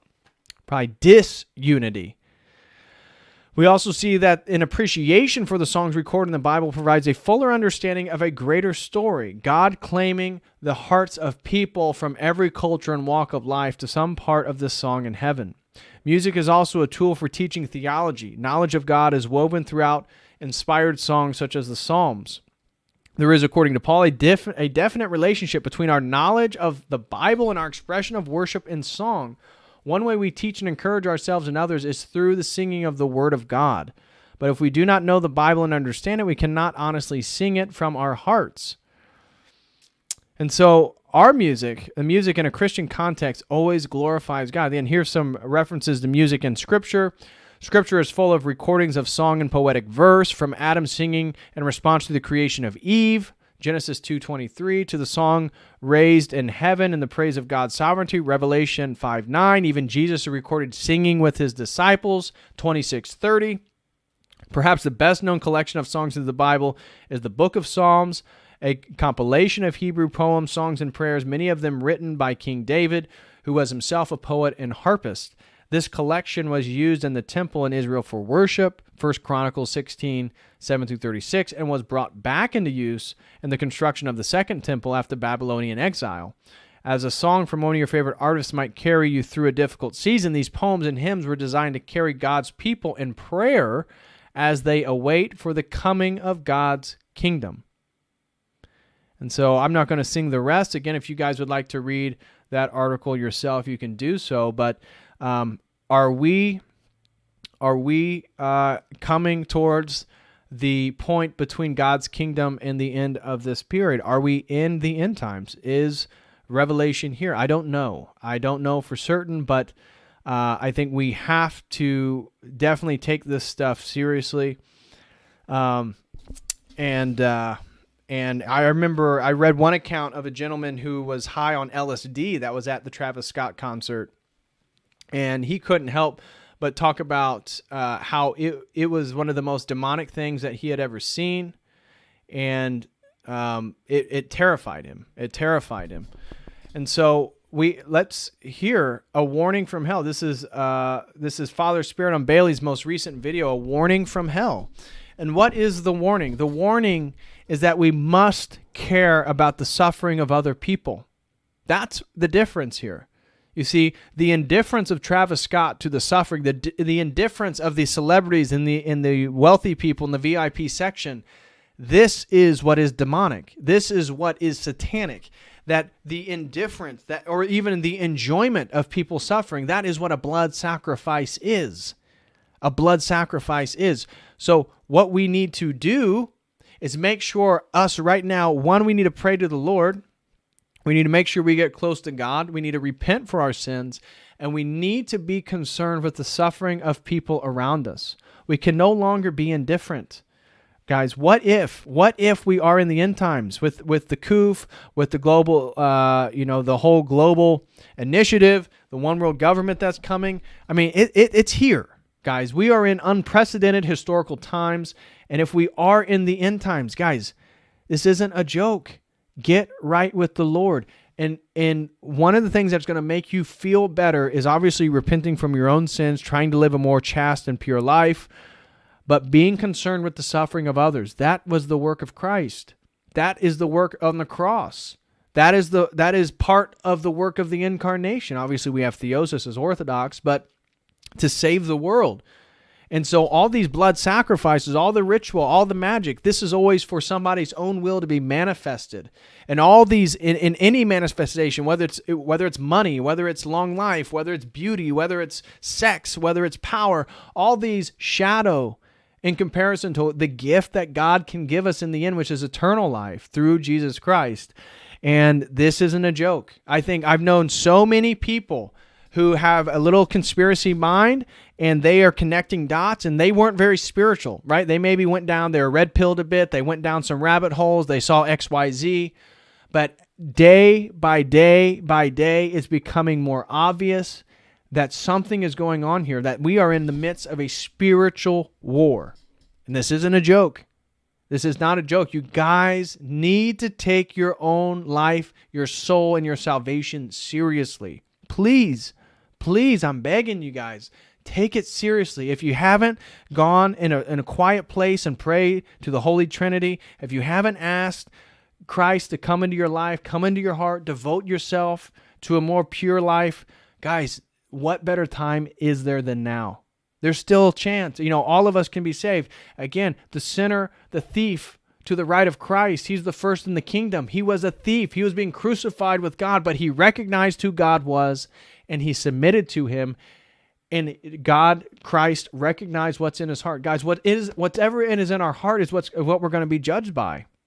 There's going to be people that go to church every Sunday that, on the outside, if you just look based on the aesthetics, you think they're great people, they're incredibly spiritual, but their heart is dark. And at the same time, we're going to be stepping over poor people, homeless people, people that actually have needles in their arms from the heroin addiction, but they may make it into the kingdom because of what's in their heart. So we have to focus, we have to go inward, we have to take seriously our spirituality, and we have to connect to the one true living God. Everything else is a falsity. Everything else is an idol. And so here I want to end you with the words of Father Spiridon Bailey and a warning from hell that we must concern ourselves with the suffering of others.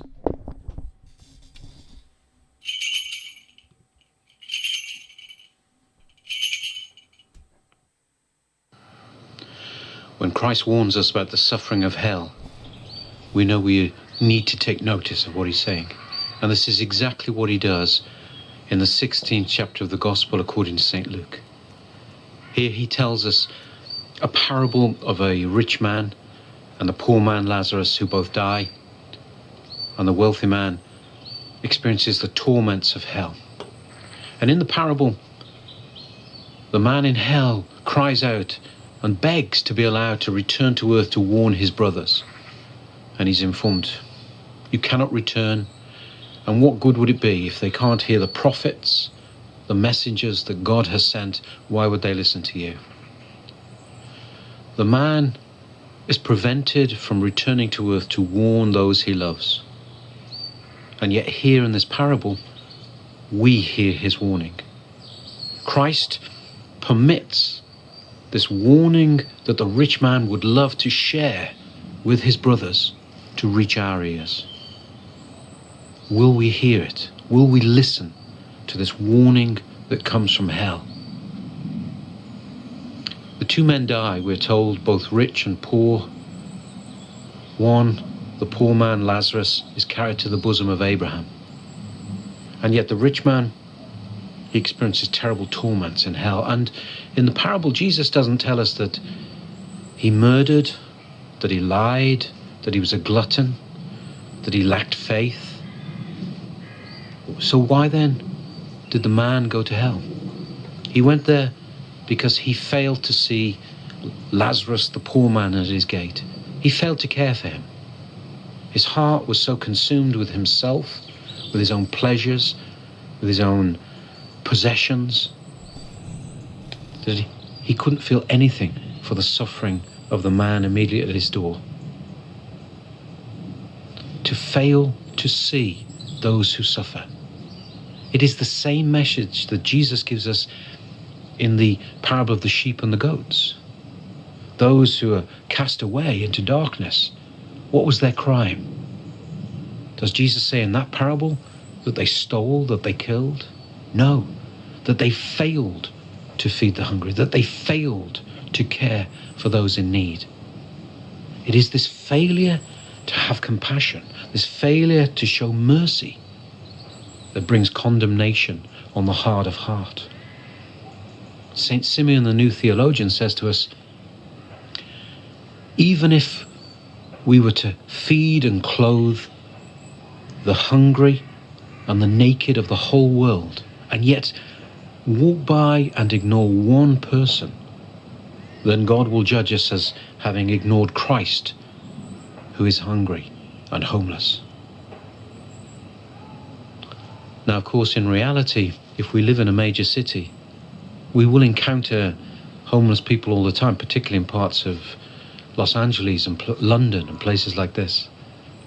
And when we see images and hear of starvation, and terrible disasters around the world. We can give what we can, but we can't solve huge international problems. We can't solve the homelessness problem by ourselves. We can do what we can. So what is the practical application of this teaching then? Well, of course, it is the condition of our heart.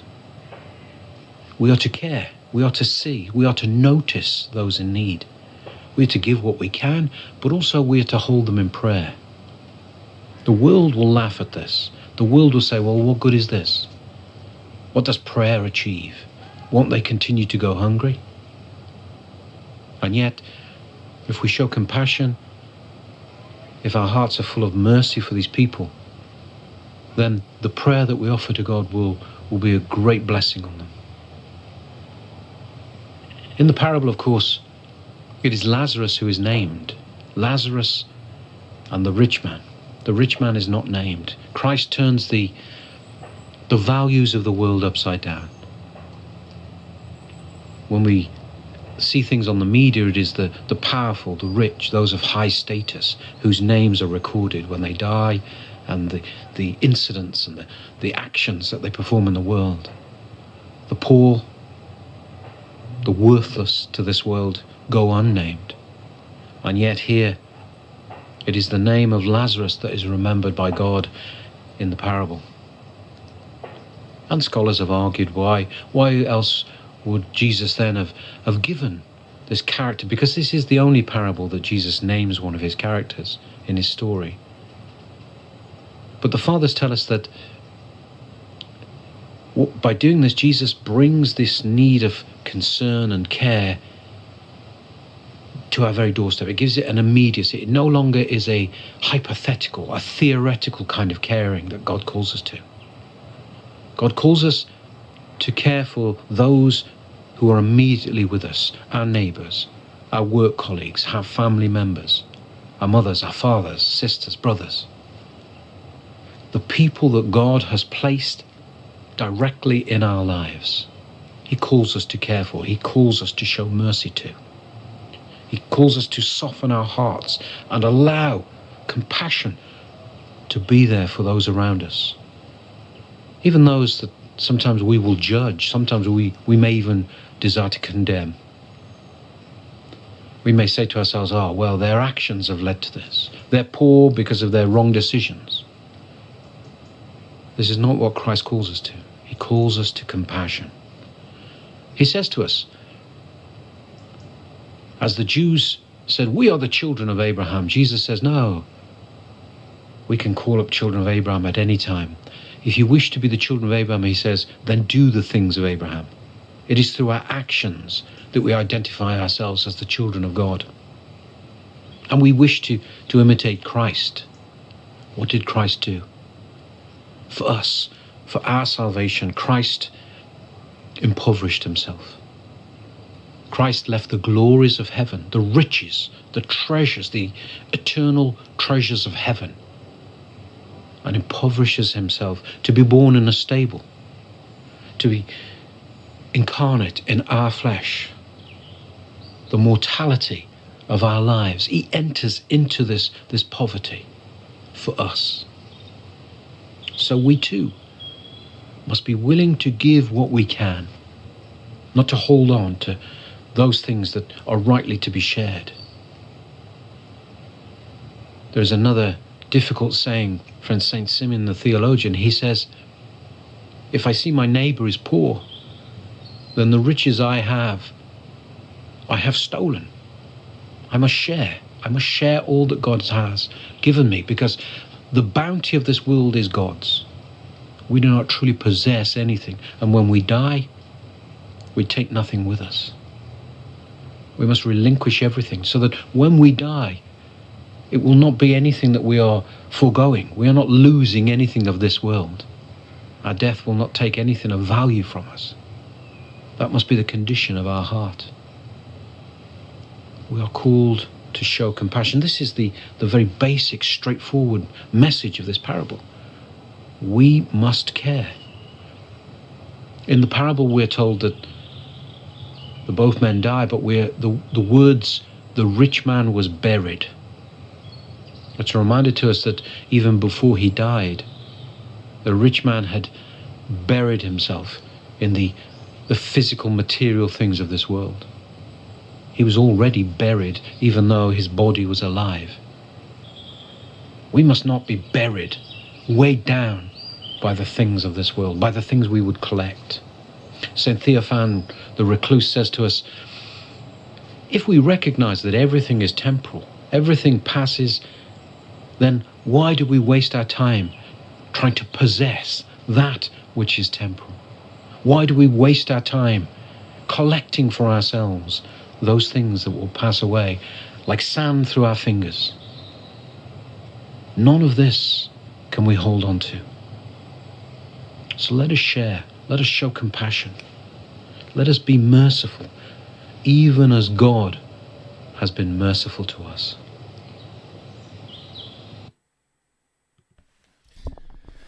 The aim of all those who live in God is to please our Lord Jesus Christ and become reconciled with God the Father through receiving the Holy Spirit, thus securing their salvation. For in this consists the salvation of every soul. If this aim and this activity is lacking, all other labor is useless, and all other striving is in vain. Every path of life which does not lead to this is without profit. Saint Simeon, the New Theologian. And so with that, I am going to conclude today's stream and hop into these super chats. Guys, thank you so much for being here. Please smash that like. I hope you've enjoyed today's stream. We went on a bit of a whirlwind ride talking about magic and music and ritual and subversion and Satanism and Travis Scott, Kylie Jenner, the Kardashians. I mean, what did we not get into in today's stream? So thank you, everyone, very, very much for the super chats. I'm now going to dive into some of these. First one comes from, and if anybody would like to super chat, you'd like to support Church of the Eternal Logos, please use the Streamlabs link. Unless you would prefer to use YouTube, feel free to use YouTube as well. First super chat comes from Young T, throws in $1 and says, what's your opinion on Christian rap? After this incident, I'm calling into question if it's a holy war to glorify God. Young T, I don't have a problem with Christian rap. I recently saw a post, see if I can find it real quick. I shared it on my Instagram of a Russian saint talking about using, here it is.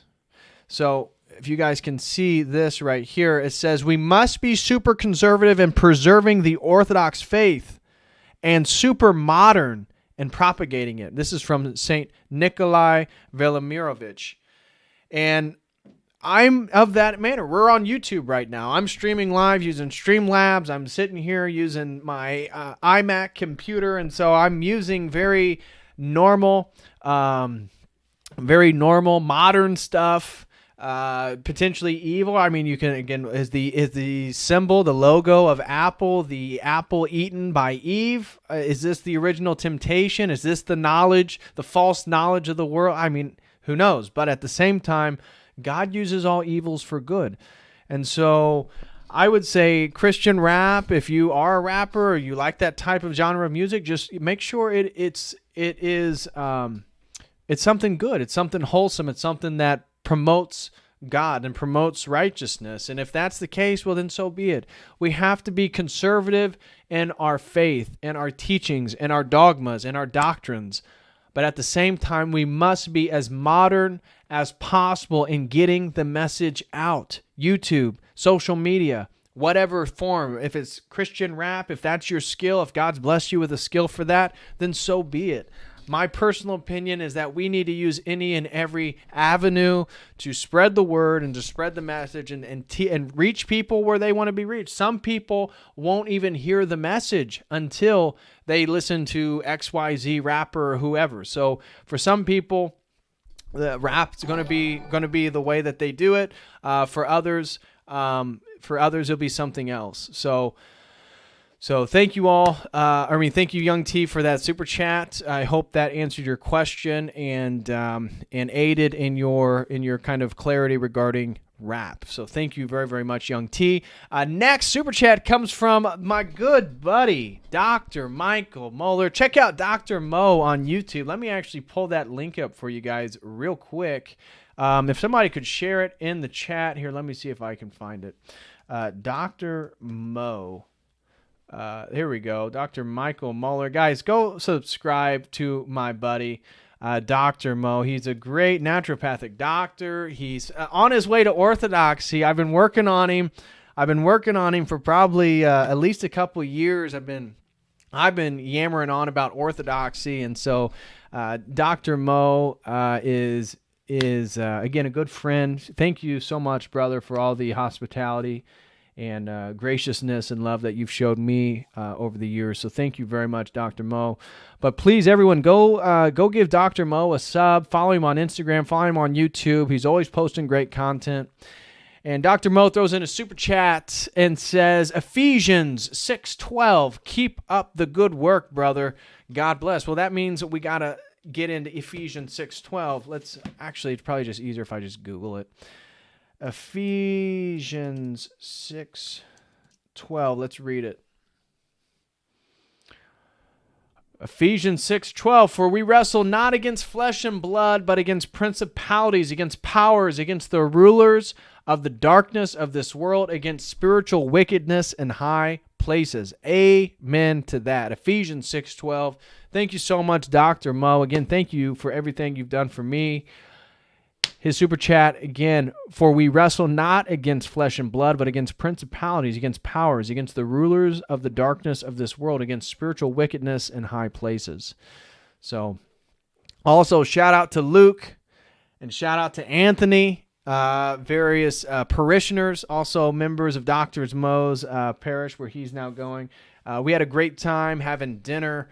What was that? Friday night. This past Friday night, we went to a nice little restaurant down in Irvine, California, and just talked about God, talked about life, talked about spirituality and our journeys. Also, shout out to Emily. Hope you're doing well. Shout out Emily, Luke, Anthony, and of course, Dr. Mo. Hope everybody is doing good. And go subscribe to Dr. Mo's YouTube channel, please. Next super chat comes from Brandon. Thank you very, very much, Brandon, for the very generous super chat. I really appreciate that. Throws in $50. Says, was baptized on Sunday into the Orthodox Church. Glory be to God. Excellent, Brandon. Glory be to God. Was baptized into the Orthodox Church. Please pray for repentance in me. God bless you all. Well, my gosh. Excellent stuff, Brandon. Glory be to you, brother. Congratulations. Welcome home, man. Welcome home to the Orthodox Church. That is wonderful to hear. I will definitely I hope Brandon's your real name. I will definitely say a prayer for you this evening. That's excellent stuff, man. Every time somebody gets baptized, chrismated, brought into the church. I mean, these are very serious times, guys. Are we in the end times? I don't know. But I know that it's getting pretty darn close. So every soul, we're winning souls over. We're doing a little soul winning, as the Protestants say. Was it Pastor Anderson used to say that? We're winning souls, soul winning. So we're trying to do that, but with the Orthodox Church, the Church of the Holy Apostles, the Church of Jesus Christ. So thank you so much, Brandon, for the very generous super chat. Again, congratulations on your baptism into the Orthodox Church. Glory be to God. And he says, please pray for my repentance. God bless you all. Well, God bless you and your family, Brandon. Next super chat comes from our good friend, Mikhail, the King of Kings, who just did a great stream with a devotional heart. Allison, shout out to you. We'll be filming a conversation here soon this week. So looking forward to being humbled to be asked by Allison to be on her YouTube channel. So everybody, please go to a devotional heart and give her a like as well. Let's see. A devotional heart. There we go. So check out their latest stream together. Again, with Mikhail, the King of Kings, and a.k.a. Technior Graphics. So anyways, guys, go give Allison a sub. There's her link right there. Go give Allison a sub. Always support our community here. So Mikhail, the King of Kings, throws in a super chat and says, this article explains how many people were stabbed with needles during the concert by unknown assailants. Yeah, and that was the last article that I read there right before Father Spirit and Bailey. So,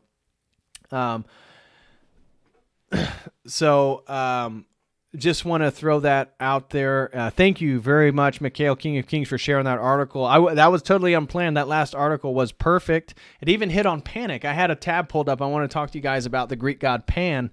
And so that was perfect. That was providential. So thank you so much, Mikhail, King of Kings, for that super chat. Thank you for the support, brother. And again, I listened to your conversation with Allison, a devotional heart. Very, very insightful. I really enjoyed it, and so I'm really looking forward to hopping on over a devotional heart with the rest of the crew and having a conversation with her this week. So keep an eye out for that, and please go support our sister Allison and a devotional heart YouTube channel. Mikhail, the King of Kings, thank you very much, brother, for sending in that super chat. Thank you for that link. That was absolutely perfect. Next super chat comes from Chadcast, and he throws in a super chat and says, Travis Scott, more like Tavistock. Exactly. That's exactly it. So thank you so much, Chadcast. That's exactly what I would say. And I'm sure that that's probably played in the factor of his name and the fact that they're using him for these mass psychological rituals, and the fact that they've married him. I mean, is it an arranged marriage? I mean, when you get at these higher levels of evil, are they arranged marriages? Maybe. Yeah. Technoear graphics. Anyways, I was wondering, is Travis Scott, is this an arranged marriage with Kylie Jenner? Do they really love each other? I mean, how does this work? Is it a magical love spell that got them together? But yeah, I agree. I think Travis Scott, which is not his real name, FYI. If everybody's thinking, well, you don't know what his parent, that's not his real name. Go look up his real name. That's his stage name. And so that name was given to him. And so Tavistock makes sense to me. So thank you so much, Chad Cass, for that super chat. He says, Travis Scott, more like Tavistock. Stone Wills throws in a super chat and says, keep up the good work, King. God bless. Well, God bless you, Stone Wills. Thank you so much for the contribution, brother. I really appreciate that. And I hope everybody's doing well in your neck of the woods, wherever that may be. Next super chat comes from Peep Sylvia. I think it's, or Pepe Sylvia. I'm sorry if I'm mispronouncing your name. That's how I'm reading it. Pepe Sylvia. So thank you, Pepe Sylvia, for the super chat. And she says, great stream. Thanks. Well, thank you, Pepe Sylvia. Thank you very much. I really appreciate that. And I'm glad that you enjoyed the stream. I'm glad that you enjoyed the information and came out and hung out with the crew here, hung out with some of the parishioners of the COTEL Church of the Eternal Logos. So thank you again. Thank you, everybody that's here. Please smash that like. I really appreciate all your guys' love and support. Thank you, Pepe Sylvia, for the $10 super chat. She says, great stream. Thanks. Well, thank you very, very much. Another super chat comes from Andrew Walker, and he says, DPH, please pray for my cousin as he is deep into Travis Scott, the New Age movement, and microdosing. Well, Andrew, I absolutely would. What is your cousin's name?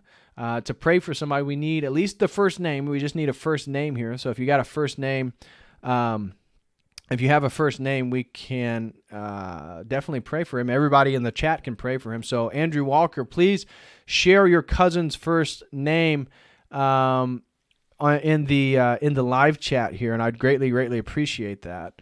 So thank you very much, Andrew Walker, for the super chat. He says, DPH, please pray for my cousin. He is deep into Travis Scott, the New Age movement, and microdosing. And yeah, that is a deadly combination right now with what's going on. Prayers would definitely be beneficial for him. Please, Andrew Walker, share his name in the live chat right now if you're still with us. And I'm sure many good-hearted people would be happy to pray for him this evening. So thank you very much, Andrew Walker. Oh, we got a super chat from Jim Bob. I don't know if this is made by Jim Bob. I'm suspecting so, but thank you so much. Jim Bob throws in a $50 super chat. Thank you for the very generous super chat. He says, great work. Well, thank you so much, Jim Bob. And guys, if you haven't, make sure you go follow Jim Bob over on Instagram. The Real Made by Jim Bob, I think, or it's The Made by Jim Bob, I think is his handle, at The Made by Jim Bob. And don't forget, we had a great stream the other day. If you haven't checked out my stream with Made by Jim Bob, please do so. That was a lot of fun, and we got into a lot of good topics there. I can share that with you guys right here. Here is the Made by Jim Bob stream. If you guys haven't checked that out, please go check out that. That was very, very insightful. Andrew Walker says his cousin's name's Justin. So everybody, please say a prayer for Justin this evening, that he may find the light, he may find truth, and step away from some of the darkness that's encroaching upon many people, such as the New Age movement, continual addictive use of drugs, and of course, Travis Scott. So please go check that out. And then, so thank you, Made by Jim Bob, for the $50 super chat. I really, really appreciate it, man. Please, everybody, go check out my conversation with Made by Jim Bob. It was very good. Shout out to you, brother. Hope you and your family are doing well over in Colorado. Next super chat comes from Michael and Maria, our good Orthodox family, husband and wife down in the great state of GA. They say, another great stream. Our son came to liturgy with us Sunday. Yes, and asked to be baptized. Yes. He is scheduled for 12/5. Glory to God. Looking forward to the book club. Please continue to pray for us. I absolutely will say a prayer for you guys, Michael and Maria. That is excellent. That is so excellent to hear that your son, again, I've been talking with Michael and Maria for multiple months now, and they've been praying for their son that he would eventually want to become Orthodox. So excellent. Made by Jim Bob. Shout out to you, brother. Thank you for your support. I'm going to make you a moderator. Thank you so much, Made by Jim Bob, for everything you do, man. Thank you very much for the super chats. Very, very generous. And Michael and Maria, shout out to you. That is wonderful news. Again, they say, another great stream. Our son came to liturgy with us Sunday and asked to be baptized. He is scheduled for December 5th. Glory be to God. Looking forward to the book club, of which, you guys, if you didn't know, we got a book club. We'll be starting a week from today. We'll be hopping in to this book, The Master and Margarita. Hello. So we'll be diving into chapter 1 there, which is Never Talk with Strangers. Never Talk with Strangers. Book 1. So Never Talk with Strangers. We're going to do our first book club meeting. We're going to do these real frequently, probably 2 a month, and we're going to get through this entire book, The Master and Margarita by Mikhail Bulgakov. If anybody would like to join, you can do so with this link right here. It's for $5, and you'll have access to when we go do our Zoom meeting. I'll be sending that out that night, and you can just go ahead and read ahead of time, and then join us in the Zoom. And whatever you want to talk about, we'll be diving into it. So, really looking forward to that for everybody who is interested. So, thank you, Michael and Maria. Shout out to you guys, and glory be to God for your son. George's Journal throws in a super chat and says, knocking it out of the park with these streams lately. Well, thank you very much, George's Journal, for the kind words. I greatly appreciate that. I'm glad that you liked it. Shout out to you, brother. Hope you and your family are doing well and everything is good on your end. So thank you very much, George's Journal, for the super chat. And then looks like the last super chat comes from William Von Arks and throws in a super chat and it says, nice meeting you the other day at church. William, shout out to you, brother. William, had a pleasure meeting you at the Russian OCA Orthodox Church in Hollywood, basically, Hollywood, California. But had a wonderful time. Again, God bless you and your family, brother. God bless you and your handsome young son. It was a pleasure meeting you as well. And it was really, really humbled to hear that you watched the stream or that you appreciated anything that I do, or if it aided in anything that I did. We talked about moving from Roman Catholicism to Orthodoxy. Brother, thank you so much for the super chat. Thank you so much for your support. And again, it was my pleasure to meet you and your young son. God bless you guys. Hope you guys stay safe. Stay strong. Difficult times. California is a very different vibe out there. So stay strong, William. Again, and feel free to reach out. I know that you sent me an email, so feel free to reach out anytime if you want to chat, want to go over anything. I really, really would appreciate. So thank you so much, William Von Arx, man. I really appreciate your super chat, and I really appreciated meeting you and your son. So God bless you guys and your family. The Green Feathers. Shout out to the Green Feathers for, he just throws in a super chat with 3 Orthodox crosses. And that was another YouTube channel. I'll be on, go subscribe to the Green Feathers. Somebody please share that in the live chat. Somebody please share the Green Feathers YouTube channel. We'll be doing an interview here soon along with exposing powerful lies and live streams with Jerry. So I'll be doing an interview with Allison, with Jerry, and then with Nicholas of the Green Feather. So looking forward to all 3 of those. Guys, please keep your eyes peeled and go and subscribe to our brothers and sisters YouTube channel. Support the community. That's always good. So the Green Feathers throws in a super chat for $5. Thank you so much, brother, for the support. I really appreciate it. And the 3 Orthodox crosses. Guys, become Orthodox. Take this stuff seriously. Become Orthodox. And then the last super chat comes from eBill, and he throws in a $10 super chat and says, one more super chat. Well, thank you so much, eBill. I greatly, greatly appreciate it.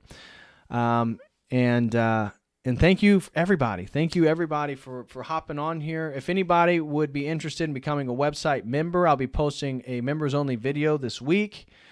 If that was something you'd be interested in, I'd greatly appreciate it. That's for $5 a month. You can become a member with the following link. And then if anybody would be interested in doing a one-on-one session, you want to talk about theology, philosophy, world religions, mysticism, culture, fitness, diet, whatever it may be, you can do so with the link that I just posted to set up a one-on-one session. Again, we got some free slots open this Thursday, although this Thursday is a little tight because I'm filming with Allison, so maybe a little tight, but we can definitely set something up next Thursday for sure. Guys, please smash that like. Thank you, everyone, for being here and supporting. It means the world to me. God bless everyone.